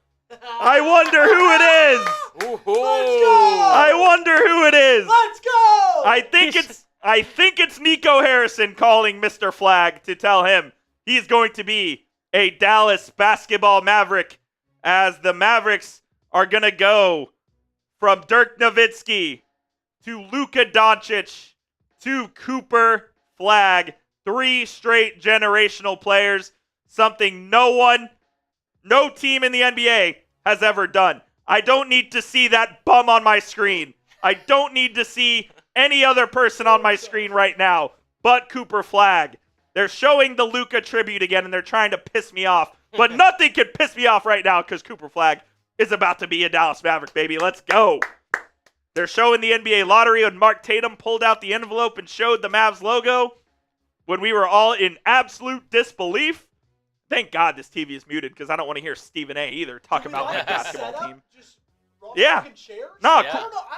It feels a little weird. It's a cool setup, I suppose. I like Bob Myers. I like Zubin, but I can't stand that They fucker had to in the cut the middle. budget for the NBA draft, apparently. I mean, seriously. Can't These like 3 like ottoman desks thing. Like, what is this? Yeah, I don't know what's It's a little going on there. It's a little just like awkward. I think Cooper knows that his name is about to be called. There's 3 minutes left on the clock. If the Mavericks don't make the pick, they will have to forfeit. Why But would I you put that in think the I universe? think we're gonna be okay here. Is they're showing that bum on my TV screen. To the left of him is Jason Kidd. To the right of him is Michael Finley. You have all executives in the back, the scouting department of the Dallas Mavericks, all the basketball ops guys who are involved in everything that the Mavericks do. And I think they're gonna get this one right, Colin. Save Maverick basketball in Dallas. I have confidence they're going to get this one right. Cooper Flagg, obviously native of Maine, played 2 years at Maine and 2 years at Montford Academy down in Florida, then 1 year at Duke, and in about 2 minutes, he will be a Dallas Maverick. As the pick is in, It is officially in. I still haven't seen a tweet from any of the insiders. I wonder if they were told to hush. Maybe. But Adam Silver about to go to the podium right now and announce Cooper Flagg is going to be a Dallas Maverick. This is a cool moment for the Mavericks. Make no mistake about it. This is very cool. The second number 1 overall pick in Mavericks history, as Mark Aguirre was drafted number 1 overall back in 1981. He was an all-star for the Mavericks. It is official. And it is official. Cooper Flagg is a Dallas basketball Maverick. Unbelievable. Absolutely unbelievable. As Adam Silver is still about to go up to the podium, but we all know by now what's about to happen. The second they went on the clock, you saw the phone ring, and you saw that it was Nico. So we know where this is going. As they have Marty Smith out at Cameron Indoor Stadium at Duke. I love it. Marty's a great guy. Yeah. Marty is the South embodied. Marty's good dude, man. Marty's a good dude. Marty's a good dude. He's in Maine, not in Duke, or in Durham, wherever that is. Newport, Maine. Newport, Maine. That's, I guess, Cooper Flagg's hometown, and he did play his AAU ball up there as well. We're still waiting to see that bald fraud come to the podium and give us our new player. No, not No. much. Not much No. there. Not much. A lot of our table sitting behind Marty Smith right there. That's for sure. As Cooper Flagg, I want to say he's like either the first or second ever player from Maine to be in the NBA. Very rare to have a guy from Maine up there. Adam, what are you waiting for? Seriously. Is ESPN telling him what to do? I mean, this is a joke. This is a joke. We already know. I just want to be able to announce it and be able to break down Cooper Flagg and talk about the newest Mavericks, hopefully superstar. Yeah. It's official for us, by the Yeah. way. So this is why you subscribe to Chat Sports, because we have the picks before everybody else does. This is very true. Not even ESPN has it right now. Yeah. I mean, Overtime's tweeted it. Why is he not smiling? Is something wrong? Why are they saying He won National Player of the Year, yes. Yeah. He was National Player of the Year. He was the National ACC. He was National ACC and National Freshman Player of the Year. Someone forgot to edit the graphic. In Yeah, the, someone edit. someone at the ESPN graphics team needs to be relocated, if you will. Maybe it's our new guy that is working at Chat Sports. Oh, it could be. Maybe It could be Joey. O'Donnell. Donnie, baby. So I think they already did make this pick. Is this? I hate seeing he infuriates me. You guys know damn well who I'm talking about too. I don't even need to mention him here on the screen. Yeah, insecurity. Twitter might be down at the moment. Wasn't it down at It- the NFL draft? Dude, I actually think Twitter is down at the moment right now. I mean, Oh no, I think it's okay. I think it's all right. Come on. I'm getting texts that saying, "Here comes Adam. Here comes Adam." Thank God. just make it official. Here we go with the first pick in the 2025 NBA Draft. The Dallas Mavericks select Cooper Flagg, the man, the forward, the myth, the legend out of Duke. Cooper Flagg officially is a Dallas Maverick. What a moment for this franchise who has been through so much over the last 6 months. His brother, twin brother Ace, is there as well, who will be playing basketball at Maine this year. He's given all of his family, his agents, everybody hugs before he goes up on stage. Cooper Flagg, it was reported that he didn't even consider the Mavericks a potential landing spot until the Mavs won the lottery. He just gave a hug to his guy, John Shire, the head coach of Duke. I believe that was J.J. Redick as well in the back. I don't know why he's dapping us up. He goes over to Derek Queen, gives him a hug as well. Where's Con? Where's Con? There's Tyrese. I think that's Tyrese Proctor. I don't know exactly for sure. But he's making his way up the stage. He didn't see Con Knipple, and he's going to wear the white hat with the blue rim. That's a very good choice there by Coop. And he goes on the stage right now, gives Adam Silver a hug, and is about to hold up a Mavs jersey. Cooper Flagg, you are a Dallas Maverick, the man out of Newport, Maine, 18 and a half years old. He stands 6'7" and 3/4 and weighs 221 pounds. Last year at Duke in 30 minutes a game, remember it's a 40-minute game in college, he averaged 19.2 points, 7.5 rebounds, shot 48% from the field, 38.5% from three, averaged a block and a half and a steal and a half per night. He is the complete package of a prospect. He can do it all on offense. He can do it all on defense. He is a leader. He is a very polished player as he is right now. I believe both his mom and dad played basketball. He comes from an athletic family. Like I said, his twin brother going to be playing at the University of Maine this season. Just a very, very cool moment for the Dallas Mavericks. Momentarily, our breakdown of Cooper Flagg will be out on the channel as well as a video, so you can go check that out. But yeah, Colin, we can hop into some of that stuff. That's cool. We'll go to the scouting report here from our draft expert, Nick Roloff, who said a day one difference maker defensively and has upside to guard every single position. I think Cooper Flagg really, realistically, is going to guard 1 through 4. He may guard some 5s as well, some smaller 5s. That's certainly in the cards. He finishes strong through contact and already has the feel to use his size and hunt mismatches. He does have questionable shot form, but that can obviously be revamped. And it works for him because he did shoot 38.5% from 3 last season. Kevin O'Connor of The Ringer, who is one of the best NBA draft experts out there, had this to say about Cooper Flagg. He hustles like a madman, makes his teammates better as a passer, and has dialed in a knockdown jumper. He's both the best offensive and defensive prospect in this draft class. It's his growth as a shot creator that will decide if he reaches his all-star floor or soars to his Hall of Fame ceiling. If your floor is an all-star, you're pretty damn special, man. And that's exactly what Cooper Flagg is. At the Combine in Chicago about a month ago, Cooper Flagg measured in with a 7-foot wingspan, an 8-foot 10.5-inch reach. His vertical was a standing 29. His max was a 35.5. You can see the sprint numbers there, the shooting numbers as well. Those are all against air, so I don't really put much stock into that. But Cooper Flagg, you are a Dallas Maverick. What a moment for the Mavs right here, man. Go grade the pick down in the comment section. A, B, C, D, or F. Let me know what you think of the Mavericks officially bringing Cooper Flagg into the fold right now. If it's anything other than an A, I think you're just trolling. I think you're just straight up trolling if it's anything other than an A. Colin, your thoughts? Yeah, it was the obvious pick. It's the right pick. And, hey, listen, Nico got it right for once. So, look, Cooper Flagg is now the future of the Dallas Mavericks organization. Yep. He's a hell of a player that can play off the ball. Great defender, great weak side help. He can rotate not only on the offense end, playing the 2 or the 3, but he can also guard arguably 1 through 5 as well.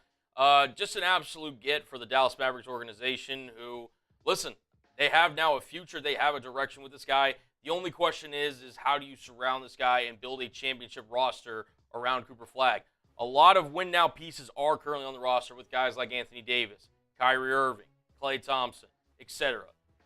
Is this team good enough to win within the next couple seasons, or is Cooper Flagg going to be somebody that they look to pivot and try to build around his kind of age range later in this year? It doesn't matter. The most important thing is Cooper Flagg is now a Dallas Maverick. It's absolutely unbelievable to hear that word. When I watched Cooper Flagg when Duke came to SMU back in January, I thought, yeah, this guy's absolutely great. He's the number 1 pick. He won't be a Mav, but guess what? He is. And ironically enough, Nico Harrison was at that game as well, so he got to see Cooper Flagg up close. Is this mine? Yeah. He got to see Flagg up close, as did I. I saw everything that everyone else is saying, man. Like, he is truly, truly a special prospect. He can do it all. Whatever you, as Anthony Edwards would say, whatever you need. You need him to defend. He's got you. You need him to knock down threes. He's got you. You need him to initiate offense and be a point forward. Jason Kidd thinks he's got you, and that is what Kidd has designs on, is Cooper Flagg playing that point forward position. It's going to be a fantastic and fascinating season for the Dallas Mavericks as they... Wow, DeGrom is still going, by the way, with one of those. Ooh. As we usher in a new era of Mavs basketball, man. I mean, it is absolutely nuts. It's absolutely nuts. Pretty freaking wild, man. I see Gabriel, my guy, insecurity. I see the Promonkey says it's a B pick. Oh, baby. Oh. Promonkey says it's a B pick. I want to know why you think it's a B pick down there in the comment section. Please let us know. As San Antonio, Adam Silver going to the podium right now. They're about to take Dylan Harper, the man out of Rutgers, and that is official, the son of NBA legend Ron Harper. Oh, shit. It's like one of the really big ones. Not just the small, good one. So it's a... Yeah.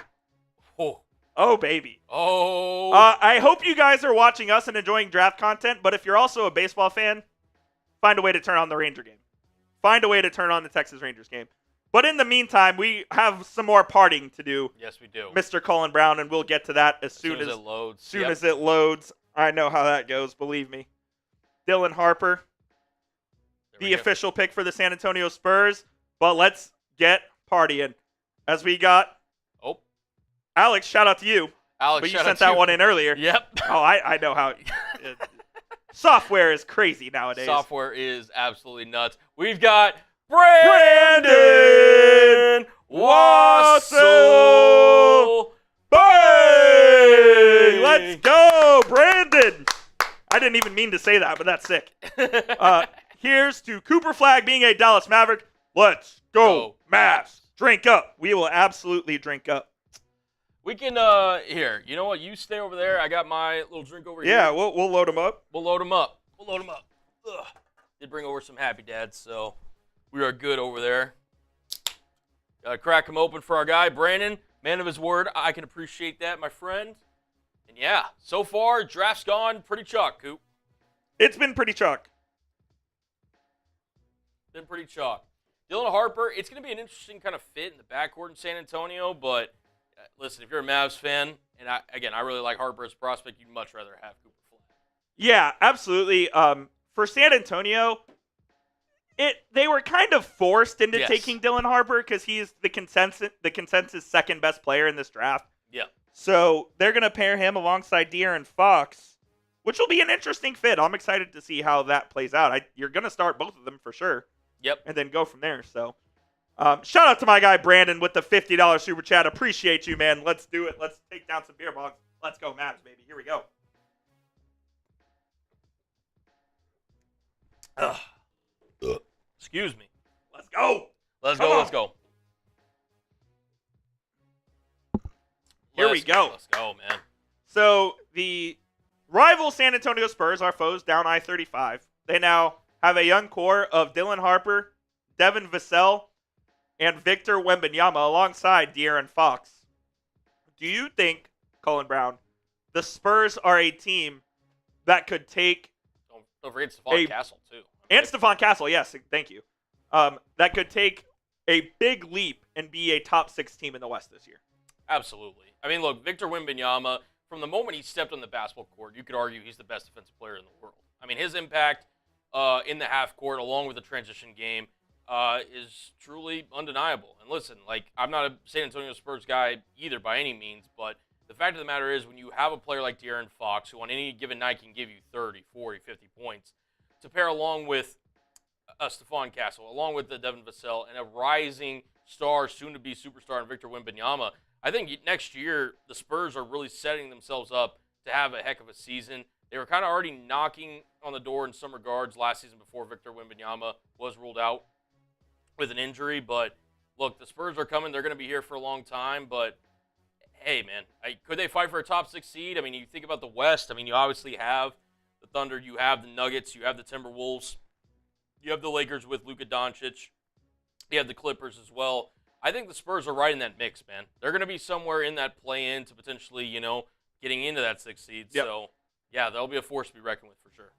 As I said on a show earlier, maybe it was either at the beginning of this week or later last week, the West is an arms race. Yep. Every team in the West is just trying to load up. I think there are a max of 3 teams in the West that, if they didn't make the playoffs, would not be disappointed. You're looking at the Pelicans, Utah, Portland, maybe. Portland sneakily thinks they could be. I know they do, and you know what? Good, more power to them. Phoenix. Yeah, now that they're trading away Durant, yeah. Like, a lot of good teams in the West, man. And this has always been the thing where the West is just so much better than the East. Like, there are 15 other teams you could go to if you're a free agent and or a trade, or looking for a trade to a new team. That's neither here nor there, but yeah. This now we're at pick 3. We're Yep. about a minute left on the 76ers, being on the clock. This is the most obviously with the 3rd pick, you don't know necessarily who's going to fall to 3. But this is the most unsure of the top 3 picks that we are expecting at this point. Yep. I largely assume it's going to be VJ Edgecombe, but the 76ers with Daryl Morey, they could pivot here. They could. Unlikely, but they could. They could. I think it's going to end up being Edgecombe. It probably should. Yeah, it'd be the safe pick here. Look, it was always reported that it might have been Ace Bailey that was going to be on his way to Philadelphia, but he canceled his workout with the Sixers last Friday, and now Ace Bailey is falling down boards.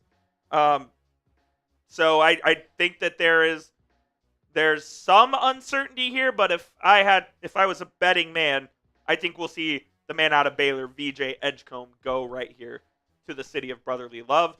He would pair up with Tyrese Maxey, which would be a very interesting backcourt, electrifying, but they also have our old friend Quentin Grimes. Yep. In addition to Jared McCain, who before his injury last year was going to win Rookie of the Year. He was. He was So- having a phenomenal rookie year. They have a logjam in their backcourt. Look, you can play with 4 guards. You can bring Quentin Grimes off the bench. He's used to that. But in a perfect world, Jared McCain, VJ Edgecombe, and Tyrese Maxey are all starting. Can you start all 3 of those guys together? McCain has a smaller frame. Edgecombe could play the 3 if you need him to, but that would be a pretty small, and it would be a backcourt that lacks defensive capabilities, even if the firepower there would be excellent with those 3 on the court. 100%. And look, Morey's kind of going with the, if he does go with Edgecombe, which should more than likely he will, draft the best player and figure it out, ultimately at the end of the day. And It is going to be VJ Edgecombe, according to Shams Charania. There The you go. pick is in. So the man out of Baylor will be the next Philadelphia 76er. And now it gets a little interesting, Colin. Yes, it does. With the Charlotte Hornets at 4. Could Charlotte trade out of this pick Do they take a guy like Trey Johnson? Would they go with a guy like Maluach as a big, even though they have Mark Williams, who they could potentially move? Edgecombe in there at 3. Let's take a look at the big board here, Seabreeze. I got you. And let's see who the best available is here right now.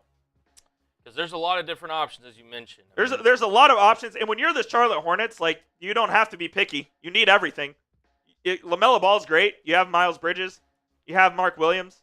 But you have some pieces here. Trey Johnson is currently the best available. Jeremiah Fears next to LaMelo Ball would be really fun, I think. I think it would be too. Con Kneppel would be a decent pick here as well, staying in North Carolina. I think they could take Maluach. I don't think Igor Dement's on the table. Carter Bryant, maybe? I think it's a little out of his range. If I had to guess this pick, I think it'd be Trey Johnson. If not Johnson, I would say it's Con Kneppel. Yeah, I could definitely say that. Con Kneppel would be my pick here. I think he's going to be a guy that, provides that three-point shooting that every team in the league nowadays is coveting. And to me, like, he's got the ability to, if he, really commits to the defensive side of the floor, be a really valuable 3-and-D piece. Now, again, he didn't show that much at Duke, but that doesn't mean he can't grow into it now that he's going to get drafted. Listen, if you compare his shooting and potential defensive upside with a guy like LaMelo Ball, a guy like Brandon Miller, you got something brewing there in Charlotte. Absolutely. And, I mean, the Charlotte organization has been in absolute shambles forever. I think they've made the playoffs like twice in their history since the Bobcats came in about 22, 23 years ago. So they definitely have room for improvement, but if they make the correct pick here and they hit on it, they could be competitive in that Eastern Conference. So we'll see what they decide to do here. I'm very intrigued what the Charlotte Hornets, no longer Michael Jordan's team, but you have Steve Clifford there in the front office, and you have, I believe it's what Charles Lee is their head coach nowadays, alongside some pretty intriguing pieces there. So we'll see what the Hornets here decide to do. I have not gotten a leak yet. No, the more I'm thinking about it, Maluach could be the answer for them there. They did try to trade Mark Williams to the Lakers at the deadline. I would imagine he's still kind of on the block, that they could look to potentially shop him here throughout the NBA offseason. So Maluach is a guy that, again, raw offensive prospect, but great size, great length, great defensive instincts. He is a natural shot blocker, and I think he could really grow alongside a LaMelo Ball and a Brandon Miller. So those two would probably be the leading candidates. In fact, give us your prediction down below. Who do you think the Charlotte Hornets are going to draft? Type it down below. We'll give some shout-outs here. Who are the Hornets going to take here at number 4? Let us know down there in the comments. If you've missed it and you've been under a rock for the last 2 months, the Mavericks did select Cooper Flagg, number 1 overall. Our full breakdown is out on the channel right now. So after we sign off here, you can go and watch that and go check out who the newest Maverick is and exactly what they're getting in Cooper Flagg. In summary, they're getting the best player in the draft, and the Mavericks become already an instantly very good team, especially when Kyrie Irving comes back. So I'm very excited to see Mr. Flagg down there in the comment section. Insecurity, you think it's going to be Jeremiah Fears? It could be. Jeremiah Fears is a possibility here. Yeah. It would be interesting to see the guard, if they do go the guard route, the pair alongside LaMelo. No doubt, no doubt. John Pierce says Dallas make a trade and go get Common. They don't need Maluach. They already have an embarrassment of riches at the center position with Derek Lively, Daniel Gafford, and Anthony Davis. And if you really need it, you got Dwight Powell there as well. So you have four guys who are three guys who are extremely capable of playing center. One guy who can fill in case of emergency. So they won't be going for a center. Don't think so. Still no leaks yet on this one. No leaks. No leaks yet on this one. I really do think Cooper Flagg instantly, again, wait till Kyrie Irving gets healthy. This team is going to be absolute box office any given night. Oh yeah, absolutely. I'm locked into watching Cooper Flagg hoop, man. It's going to be really fun to watch. And like I said, there certainly will be some growing pains. He's not going to be perfect. It's unfair of us to expect perfection from a guy who's going to be 18 years old when he plays his first NBA game. So this team just really, we have to be patient with him. We're going to have to take some of the growing pains along with the great that he's going to bring. So, look, man, he's special. He's going to struggle in his first NBA season. He's also going to have some great moments in his first NBA season. So, yeah. I just, the lob potential in Dallas I mean, with Flagg, with Anthony Davis, with Daniel Gafford. I mean, they're going to be a really big above-the-rim team. They're going to be the biggest team in the NBA, especially if they start Cooper Flagg at the 2, like some believe they're going to. You'll have the 6'7.5" Flagg with the 7-foot wingspan playing the 2. You'll have PJ Washington, who has a very similar frame, playing the 3. Then you'll have AD, who's a legit 7-footer, playing the 4, alongside the 7-foot Derek Lively or the 6'11", 6'10" Daniel Gafford. So you'll be the biggest team. You'll be the most versatile team in the NBA. And whether you like it or not, that's what Nico Harrison's vision was. He wanted to set out to make the biggest defensive, most versatile lineup out there that you can possibly find. And with Cooper Flagg, the Mavericks get that. So that's what you're getting there. That is what we're getting. That's what you're getting. Apparently, the Mavs are already selling Cooper Flagg jerseys. That's actually sick. I was about to say, you might be copying one right now. Yeah, I won't get one right now, but I will get one eventually. And he will be wearing the number 32 if this leak of the jerseys that are being sold are correct. It is Con Kneppel for the Charlotte Hornets. Con Kneppel stays in North Carolina, goes to the Charlotte Hornets with the number 4 overall pick, the second Dookie to be taken in this year's draft. Kneppel, Flagg's teammate, the second best player on that Duke team last season. Very gifted offensive player. Think he fits really well here in Charlotte. He can slide right into one of the wing positions on the Hornets lineup. He'll probably start right away for them. I think this is a very good pick for the Charlotte Hornets. Very good. Look, Con Kneppel is a guy that, again, playing alongside LaMelo Ball, he's going to get a lot of shot opportunities. Again, Brandon Miller's shot creation as well. This seems like a natural fit, and you really have your backcourt set for the foreseeable future in Charlotte. And look, Kneppel's a winning player, man. I really think he's going to be an asset for many years to come. I do too. Yeah, at worst case scenario, you've got a knockdown three-point shooter coming to Charlotte, and their biggest, excuse me, sorry to interrupt you. Their biggest need is perimeter shooting.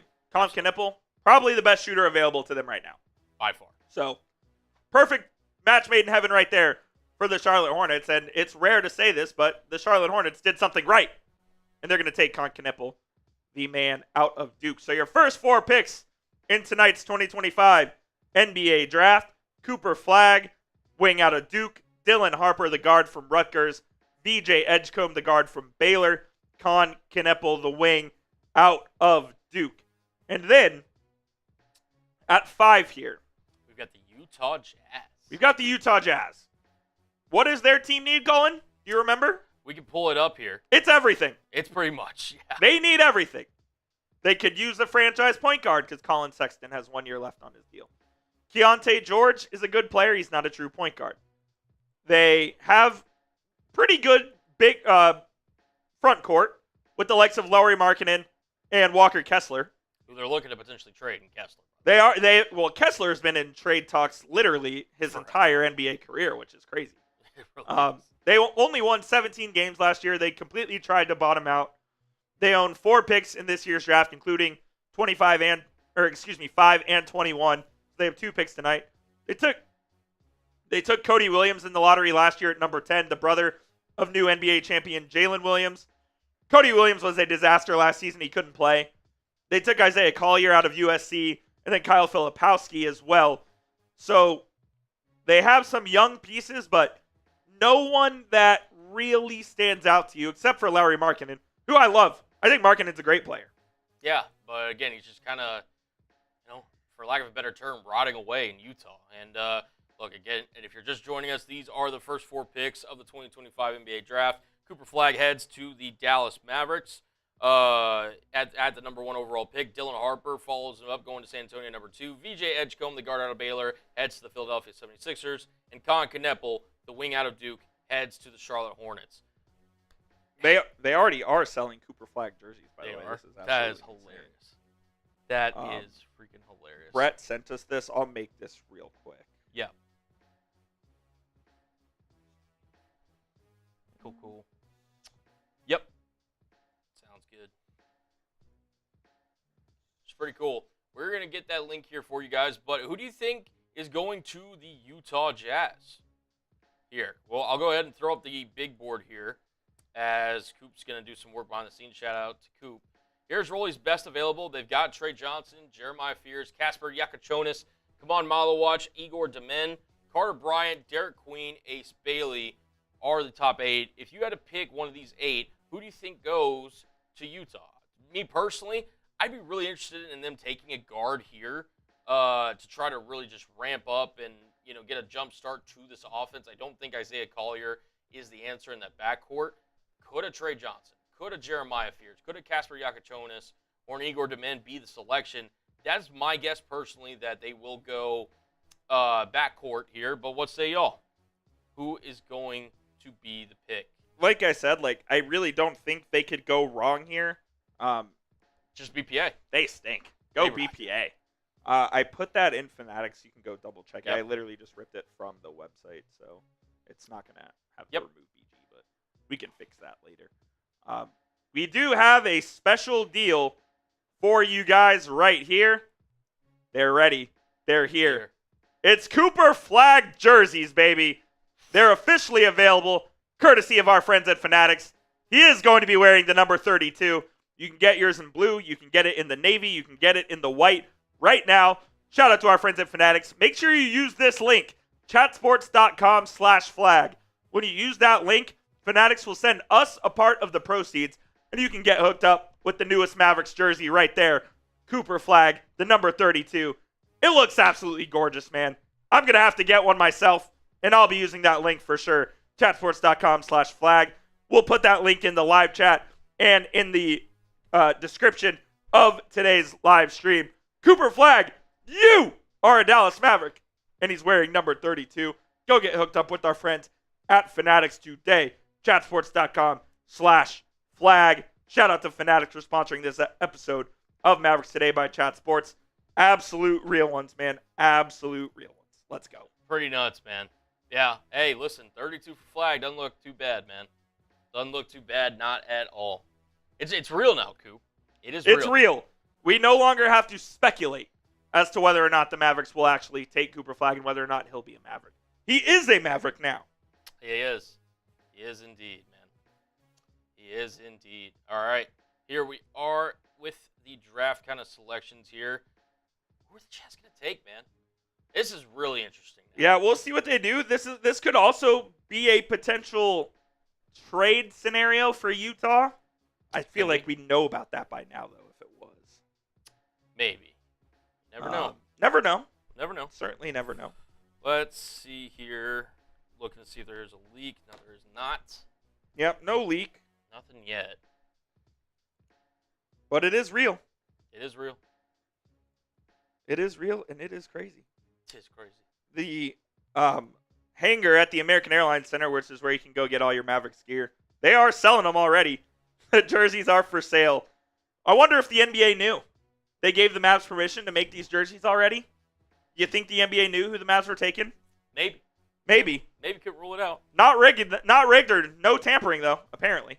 Apparently. Allegedly. Allegedly. But Flagg is a Dallas Maverick, and it is crazy. He's wearing the number 32. Mavs are getting a special player, man. They're getting a special player.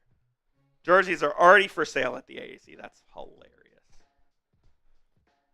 I do wonder this, if ESPN got Shams to stop tweeting and leaking the picks. Maybe. Because we've had no leaks yet. Nothing. I'm looking. Not seeing any leaks. Cooper Flagg is on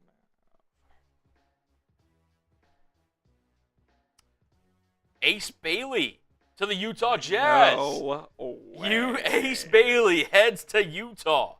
All right. I'm not going to lie. I lied to you guys. I said the Jazz couldn't mess this up. They might have just messed it up with Ace Bailey. Now, I'll say this. Ace Bailey was probably the third best player in this draft. Given how everything has gone with Ace Bailey over the last couple months with the draft process, him refusing to work out with teams, him trying to choose his destination despite this being a draft. Wow. He goes to the West Coast. By the way, Colin, do you remember the report? Yep. From Ace Bailey's agent? Wanted to play on the East Coast, man. Wanted to play on the East Coast. Where is Utah?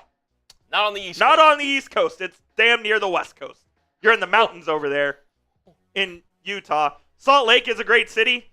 Look, best of luck to the Utah Jazz with Ace Bailey, man. Wow. They're trying to assemble another AAU team over there. You have Keontae George. You just took Ace Bailey. I got to be honest, this is the first one that I do not get. Wow. I do not get. The Rutgers man, the wing, Ace Bailey.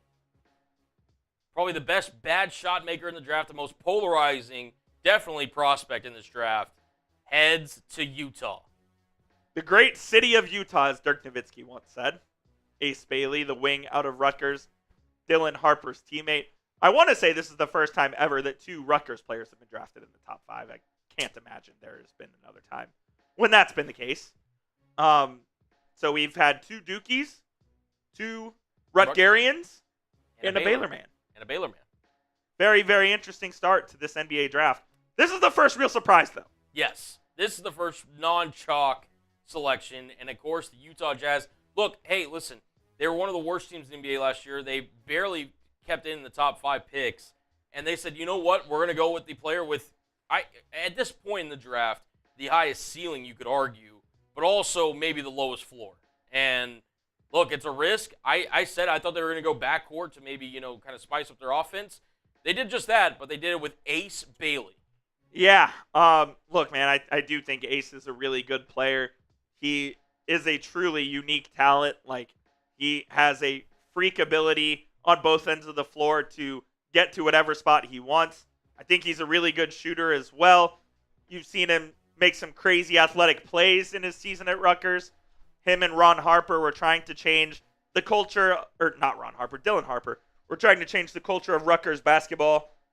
They didn't make the tournament this last year, so I would say it's a little disappointing from that end. But both of these guys still ended up in the top 5. And Ace Bailey is a Utah Jazz. The first shocker of the 2025 NBA draft is Ace Bailey. Huge shocker. An absolutely huge shocker right there. Once again, if you want to see our full breakdown on Cooper Flagg, the number 1 overall pick that went to the Dallas Mavericks, you can go check it out on our channel right now as it is live. We talk about for 10 minutes everything you need to know about the Mavericks' newest player in Cooper Flagg. The one thing we did not say, because we did not know, he will be wearing number 32. That is official. I'm now curious to check at all the number 32s in Mavericks history.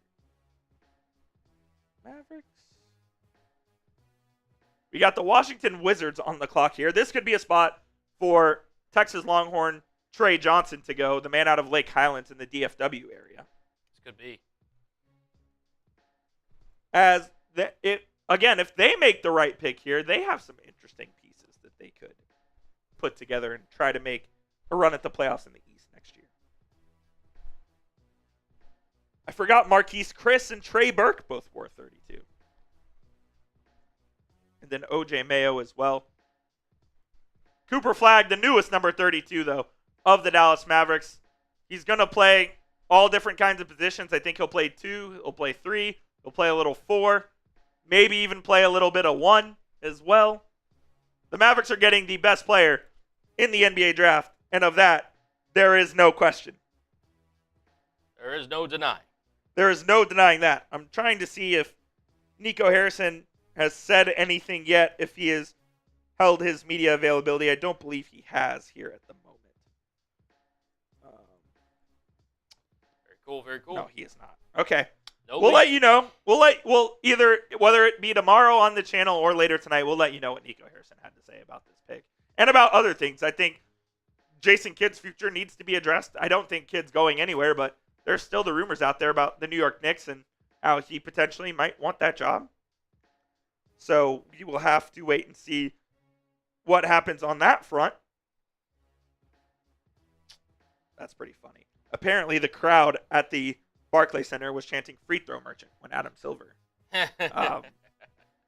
brought up the Oklahoma City Thunder. That's fucking. What do you have to say as a Sounds, Thunder fan?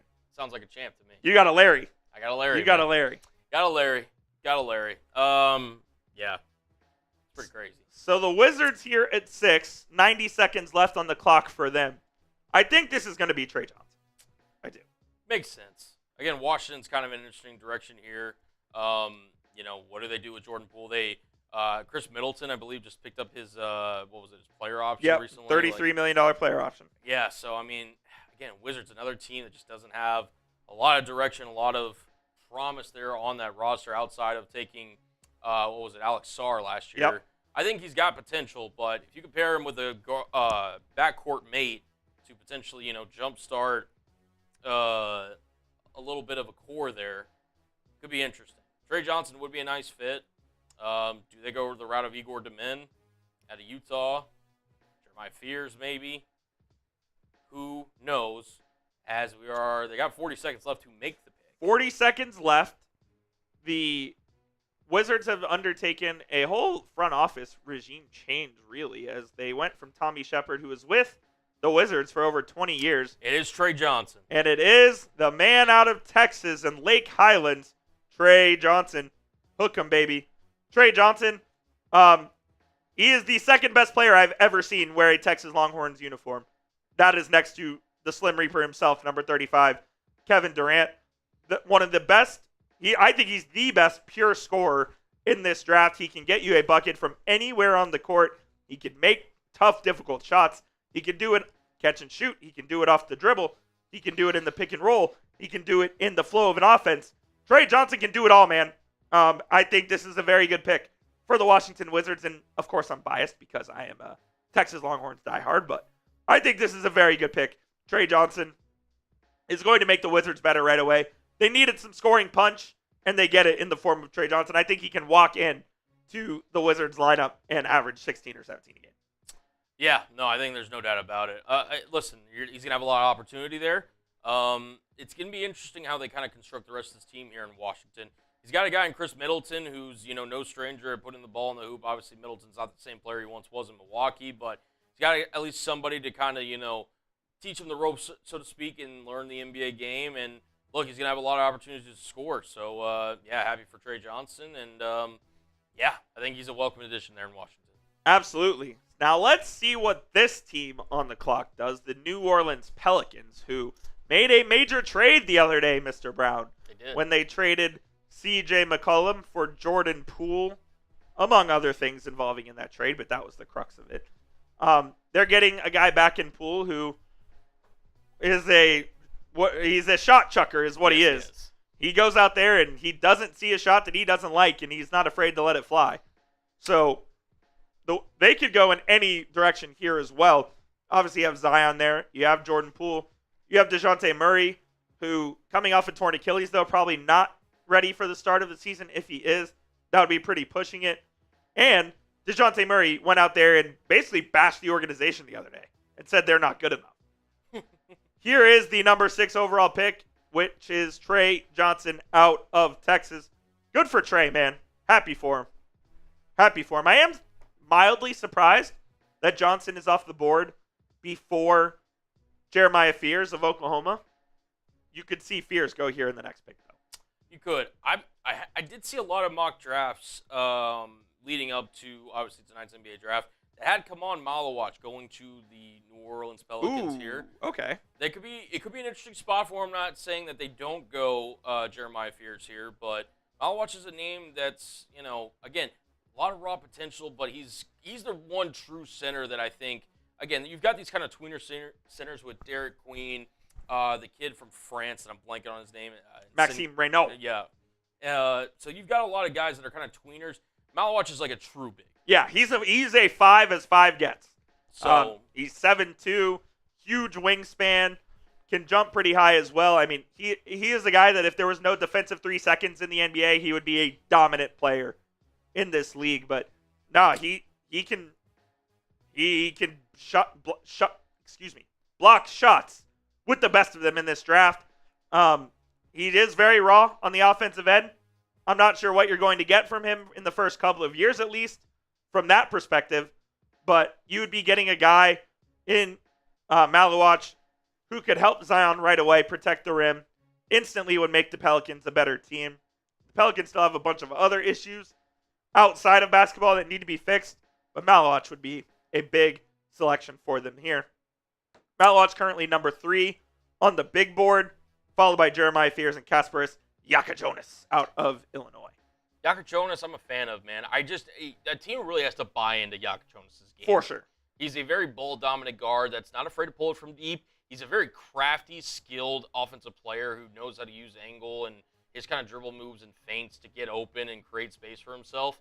But he's a guy that, again, if he goes to the wrong situation where maybe they don't kind of put the ball in his hands, so to speak, I mean, it's kind of an odd man out because he is a ball-dominant guard, but I really like the potential with Jonas.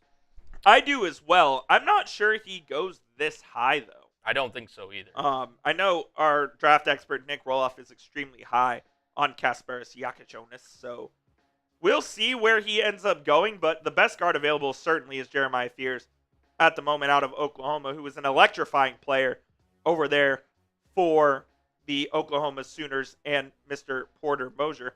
We'll take a look at the Pelicans draft profile here, who are obviously in the Mavericks division. They were 21-61 last year. They were terrible. They own this pick and the number 40 pick. Their first-round pick last year was Yves Missi out of Baylor, who's a solid big man. I think he's at his peak as a rotational big man. He's going to be a guy who you can bring off the bench and play 20 minutes a night. I think that's what Yves Missi's ceiling is. Antonio Reeves also played for them a decent amount last season. I do think he's going to be a decent player in this league. But as you see there, their team needs are literally everything. So I don't know if they could go wrong by taking either Jeremiah Fears or Jonas if they really wanted to. I think Common Malawach could be the pick here. What do you think? Yeah, I think so too. They either go Fears or Malawach. That's my kind of guess here. I kind of lean Malawach just based on what I was reading leading up to the draft. But again, they could go a completely different direction. But my kind of thought process too for New Orleans is I thought they would be a prime trade-up candidate in this draft. They have a lot of pieces that they're really not committed to that I think are worth value in the league, whether it's a Trey Murphy, whether it's some of those other guys outside of Zion Williamson, who I think is like the one untouchable on the New Orleans Pelicans roster. So now that they're sitting here at 7, I mean, again, take best player available because they do need everything. But yeah. I don't know. I mean, again, to me, Malawach would be what I would expect. I personally am kind of leaning towards Fears, though, just to give them an extra punch. And they do have Yves Missi, but I don't know, man. It'll be interesting to see what the Pelicans do here. Yeah, absolutely. Like we said, they need quite literally everything. So I don't think they could really go wrong here as well. They just need kind of a sense of direction and where they want to go with the future of their franchise. Are they going to commit to Zion long term? Are they going to try to lean into the guard play and take another guard here? Are they going to try to get bigger and go with a Malawach?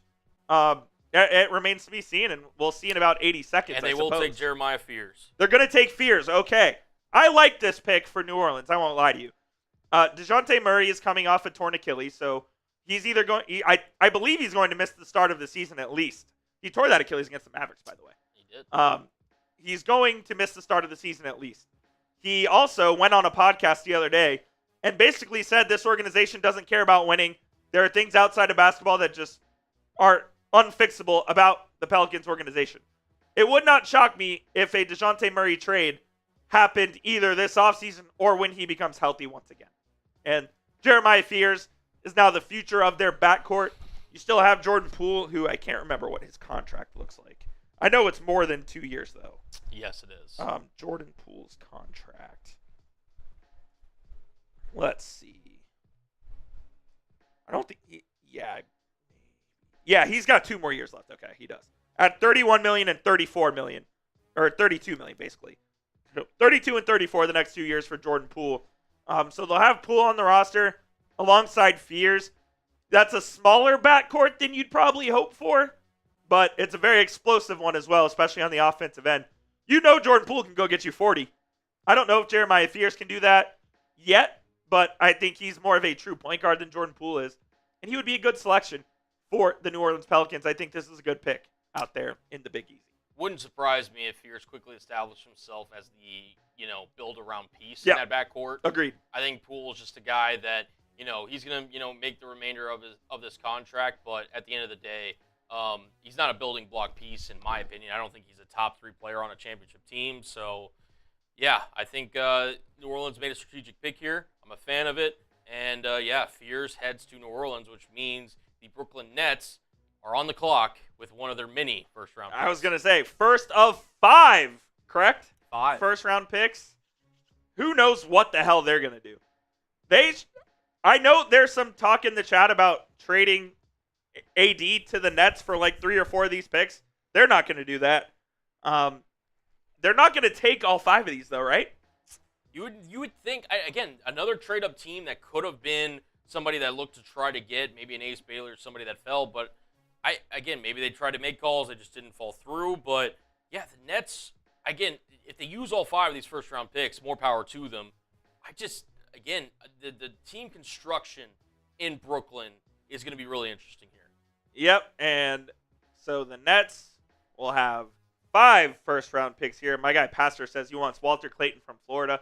If Clayton slid down to late in the first round, I could see the Mavericks trading back in to try to go get him. But other than that, I don't think that's going to be a possibility, as the Mavs do not have another pick for the remainder of this draft. So it would take some additional capital in order for them to get back in.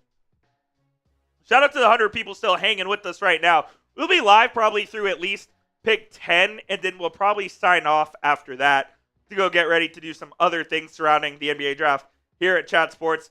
Want to thank you all again for joining us here.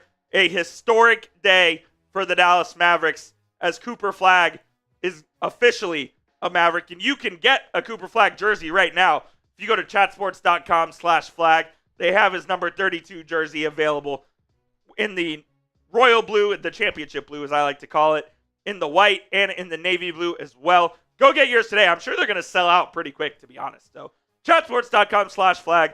Our friends and Fanatics got you hooked up. That link is in the live chat and the description of today's show. My guy Unitive, do the Mavs move PJ to draft Walter Clayton? No, they won't move PJ Washington to draft Walter Clayton. I know PJ's got 1 year left on his deal, but I don't think they're going to trade that valuable of an asset to get back late in the first round to go get Clayton.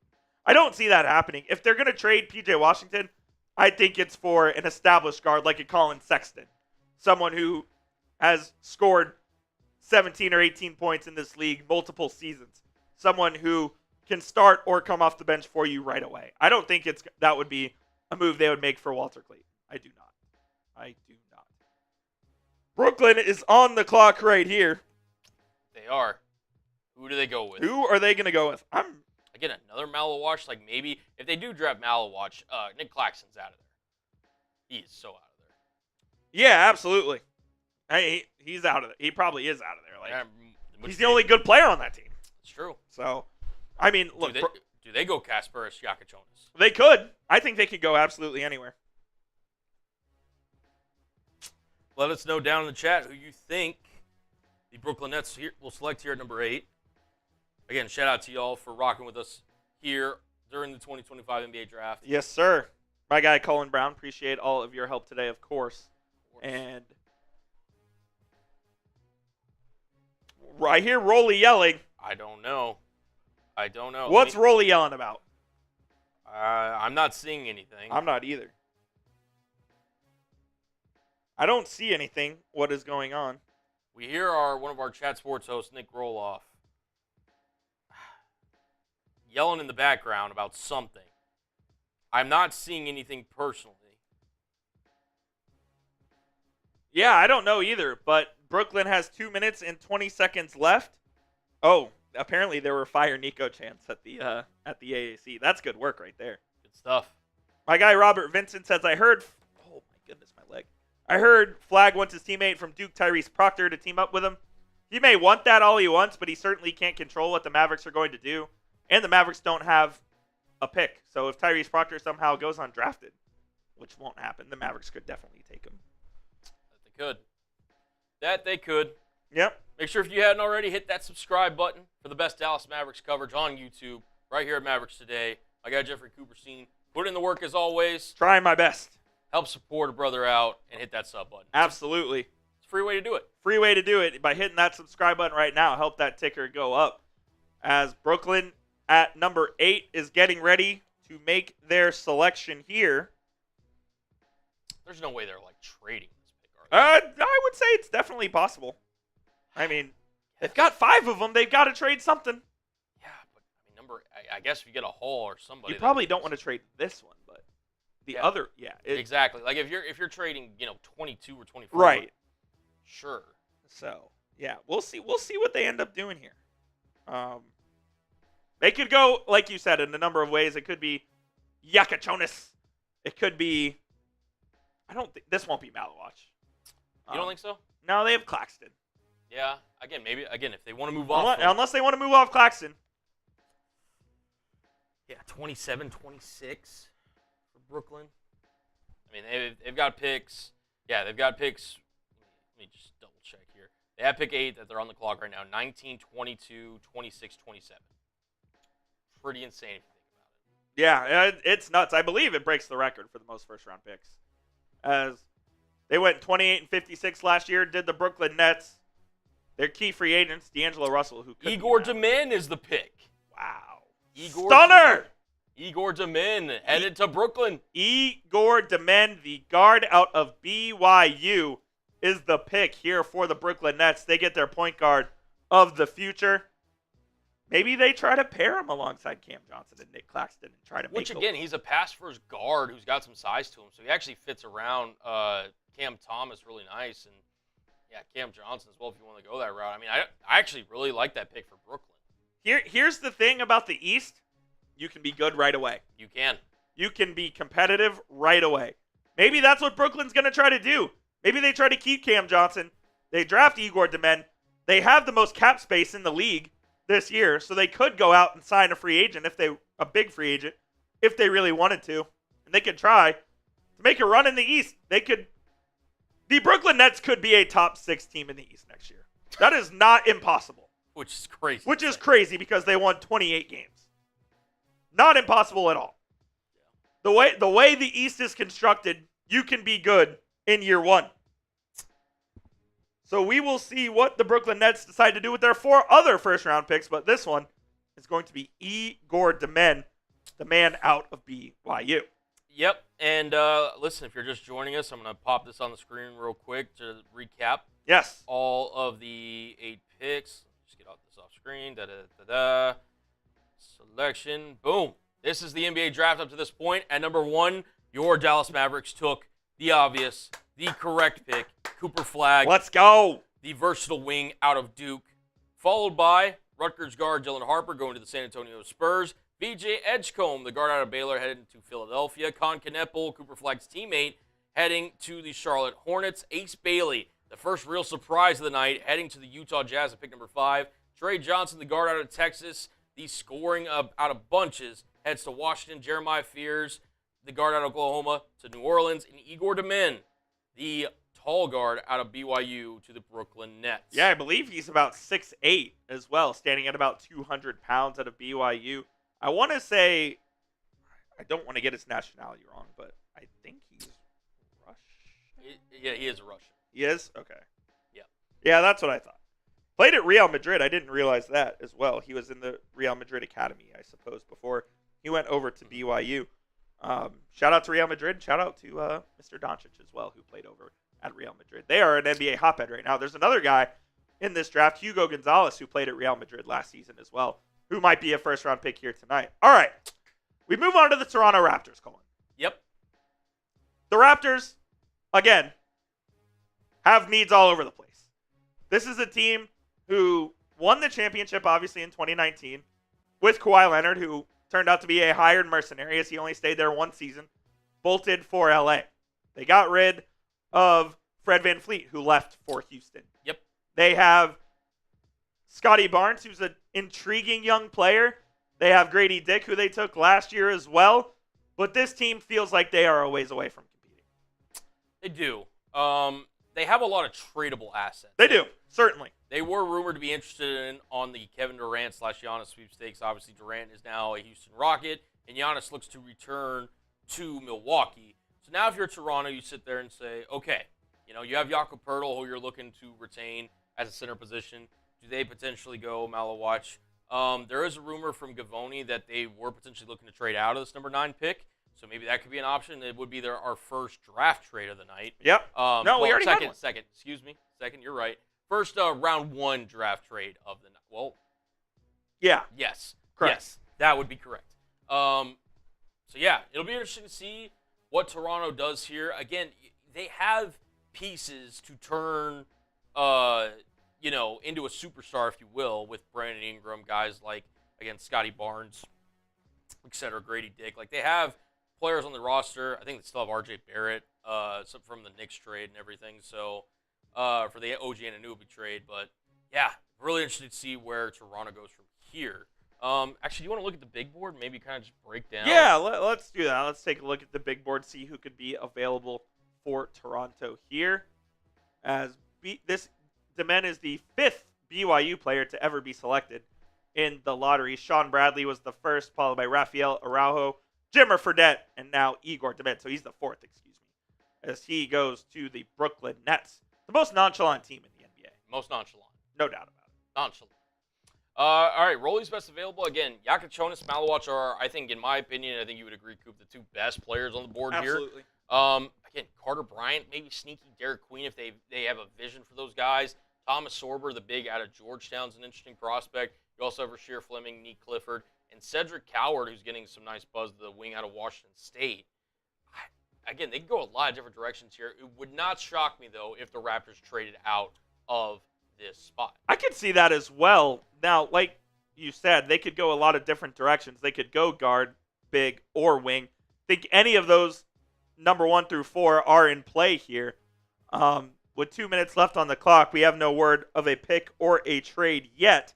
But this could be a spot that we see our first trade in the lottery here. So far, everyone has made their pick. Now, number 10 is technically being made by Houston, but it is the Phoenix Suns pick. Right. As part of the Kevin Durant trade. So technically that will be the first traded pick here. Technically. But so far, on draft night at least, no trades yet in the first 9 picks. I will say Phoenix for Yakachonis, I don't hate it. I really don't hate it. If they pivot off of Booker, which there's a chance they could do. They need a 1. They do need a 1. They try to play Devin Booker or Bradley Beal at the 1, and it does not work. Yeah, and I don't see Jalen Green being that either. Yakachonis could fill that void. I love that. That's a good point there. We'll see if Toronto takes Yakachonis, though. Then after that, what do the guards look like if we could try to go that? Because I do think that you're right. Phoenix probably should take a guard here. You would think, right? You would think. All right, we can go through some of Rolly's top guards available here. See, this is the problem. It falls. If Yakachonis goes here, you go all the way down to Nolan Traore, who I think is a really good player, but you would be super reaching if you took him here at 10. He's kind of a raw prospect, hasn't developed the most polished game out there. But again, I like Jace Richardson too, but really in the lottery? Yeah, I don't know if you could take him or Ben Seraph in the lottery here. And then you get to guys like Tyrese Proctor, Cam Jones, Walter Clayton. Like these are those are guys in the second round. Yeah. Back into the first, second round. At best. So, yeah. They better hope Yakachonis isn't a Toronto Raptor. Otherwise, I think that's the pick for the Phoenix Suns. But the Raptors pick is in here, and Adam Silver will be announcing it momentarily. Colin Murray Boyles at number 9. Really? The versatile kind of forward/big out of South Carolina. Coop, this is a guy that I was potentially looking at for the Thunder if he fell to 15. Yeah. Wow. Okay, so Nick Roloff's guy, Colin Murray Boyles, who he compared to Draymond Green, is going to be the pick here at number 9. Wow. I'm not saying this is a bad pick for Toronto. Everyone is telling me that Colin Murray Boyles is a fantastic prospect and a great player. What does he do? He's one of those weird kind of like, he's a really versatile defender, can guard multiple positions, and I think he's an underrated playmaker at his size. But yeah, in terms of like, he is kind of an awkward fit. You know, not the perfect size to be a big, but not quite the foot speed / athleticism to be a forward. So you do have a bit of a tweener situation, but man, if you have a vision for him, I guess, again, could this be a potential, cover for them to move off of Jakob Poeltl and maybe play him at the 5, I guess? Like, I don't know. It sounds like they want to keep Poeltl, and they were in talks trade talks earlier, and they didn't want to put Pirtle in said trade talks. Yeah. Colin Murray Boyles. So Colin Murray Boyles is going to be the pick here at number 9. That's a shocker. Did not think he was going to go in the lottery, if I'm being honest. But, hey, Roley had a vision, and credit to him. He has been a Colin Murray Boyles guy for pretty much this entire draft process. Yes, he has. So I think 10 will be Yakachonis. I think so. I think it just makes too much sense. It does. Look, they've been looking for a point guard since Chris Paul left them in 2022. Yep. They have not had one since because they went after Brad Beal, and they've tried to make Devin Booker a PG. He is not. He's a 2. They tried to make Bradley Beal a point guard. He is not. He's a 2. Jalen Green. Not a point guard. 2. Not a guard. So they have a bunch of Not a 2s. one. They have Grayson Allen. I mean, they have a bunch of 2s on their roster. Colin Murray Boyles headed to the Toronto Raptors. CMB will go north of the border to go play in the 6. There you go. I like him, man, but again, at Yeah. 9. At 9. Okay. It's interesting. I will say he is the type of player you have to have a vision for. His girl's about to get memed so hard. Yeah. Yeah, Unfortunately. Yeah.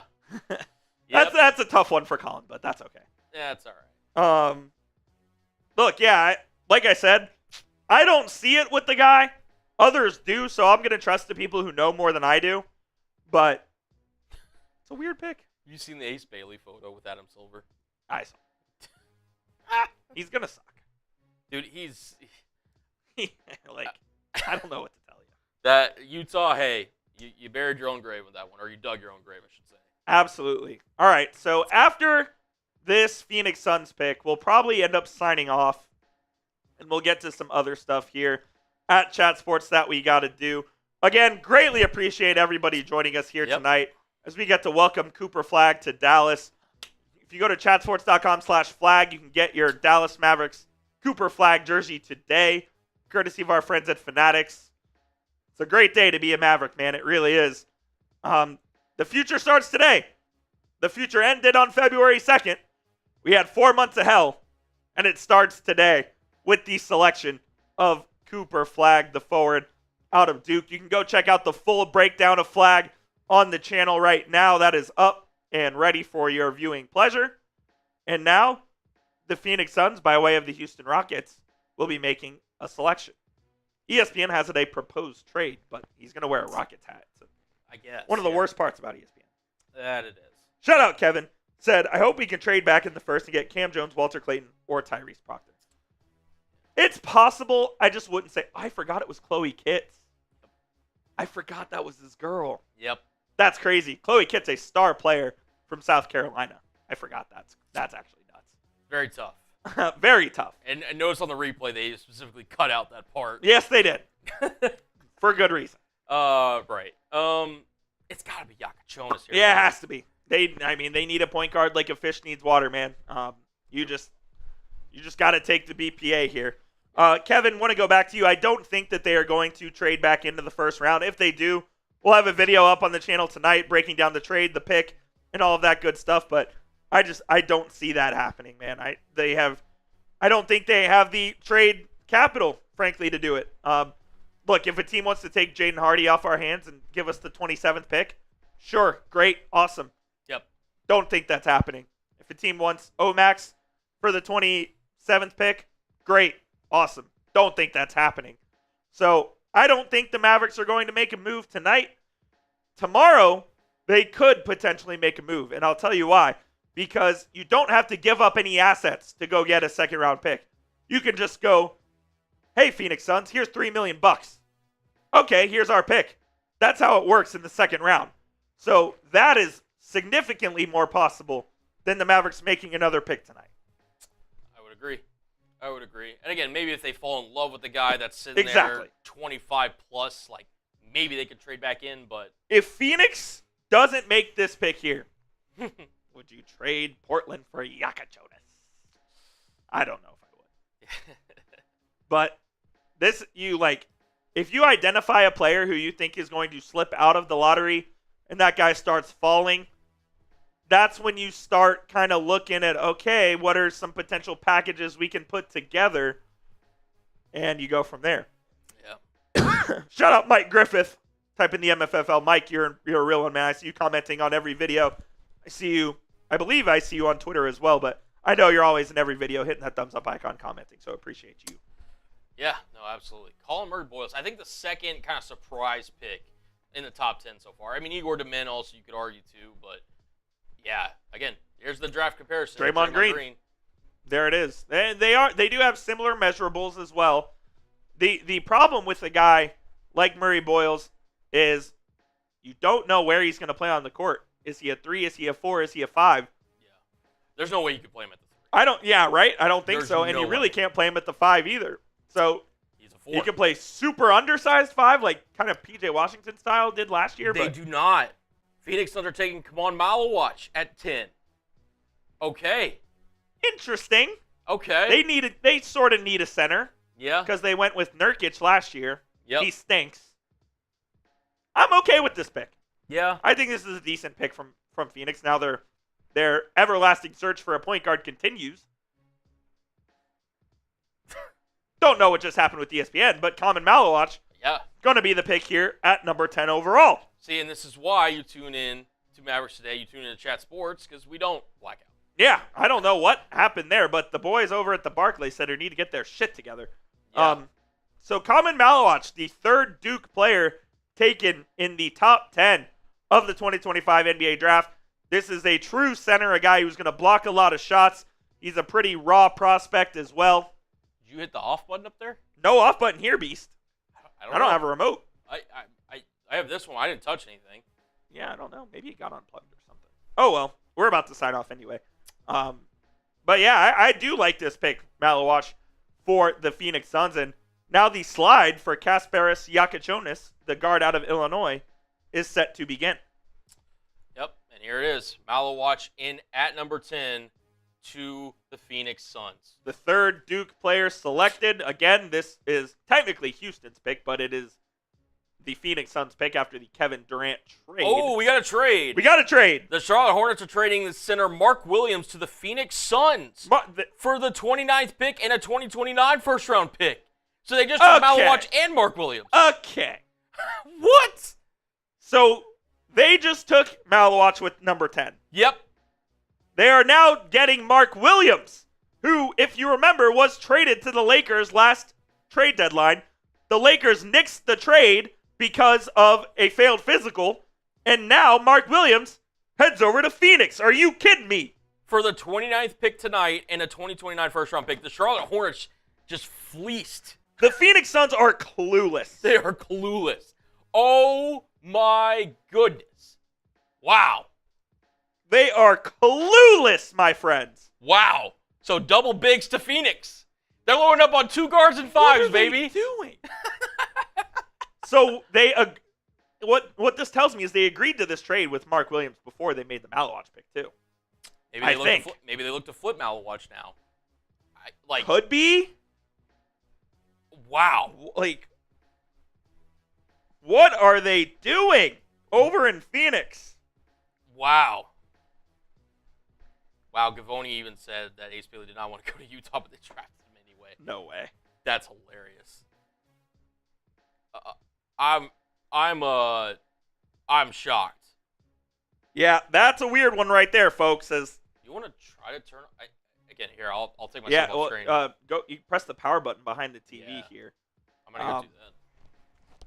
Yeah, I don't know what the Phoenix Suns are thinking there as they draft the best available big man here in the draft in Malawatch, and then they go and trade for Mark Williams 2 seconds later. Unbelievable. Go to the input. Yeah, just press the input button back there. And it should just be that first. Yeah, the H25. This just makes no sense. Matt Ishbia is running them into the ground, folks. Unless the KD trade gets nixed and he's a Houston Rocket. No way. That's not happening. That would be wild. That would be nuts. But what is Phoenix doing? The 2029 first rounder is least favorable of Cleveland, Utah, Minnesota. Top 5 protected. Wait, it's 2 first-round picks?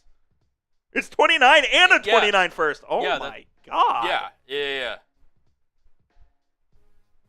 All right, Phoenix said, all right, we can't rebound. We traded away Durant. Probably going to get rid of Beal and potentially Booker, but we got our center figured out. What are they doing over in Phoenix? What is going on? I don't get it. Yeah, I don't get it. I what is this? So here's the official trade up there at the top. So it's Mark Williams to the Phoenix Suns for a 2025 first-round pick, 29 overall tonight, and 2029 first-round pick. And I got to tell you, that 29 first probably going to be pretty damn valuable. Yes. Because I don't think the Phoenix Suns are going to be any good in 4 years. Why would you not go Jonas there? Especially now. I don't know what this squad is Malowich doing. has to get traded. Maybe, yeah, right? You would think. You would think. And maybe this will be a part of an expansion of the KD trade where Malowich gets sent somewhere else. I guess. It just doesn't make any sense. I just don't know. But that is 3 Dookies going in the top 10 with Cooper Flagg obviously coming to our Dallas Mavericks at 1. Con Kneppel going to the Charlotte Hornets at 4, and then Common Malowich going to the Phoenix Suns at number 10. All right, Cullen Brown. We ready? I think it's our time to sign off here. All right. I appreciate everyone joining us on today's show. If you missed it, Cooper Flagg is a Dallas Maverick. Go check out our video on the channel right now. Be sure to hit that subscribe button. It's youtube.com/MavsTV. We'll have you covered with all of the latest Mavericks news and rumors and analysis leading up to 2025 NBA free agency, which begins on Monday. So stay tuned, lock us in, and of course, if the Mavericks make any move during the draft, we'll have you covered right here on the channel. So lock us in, and as always, baby, shout out to Cullen, and let's go Mavs.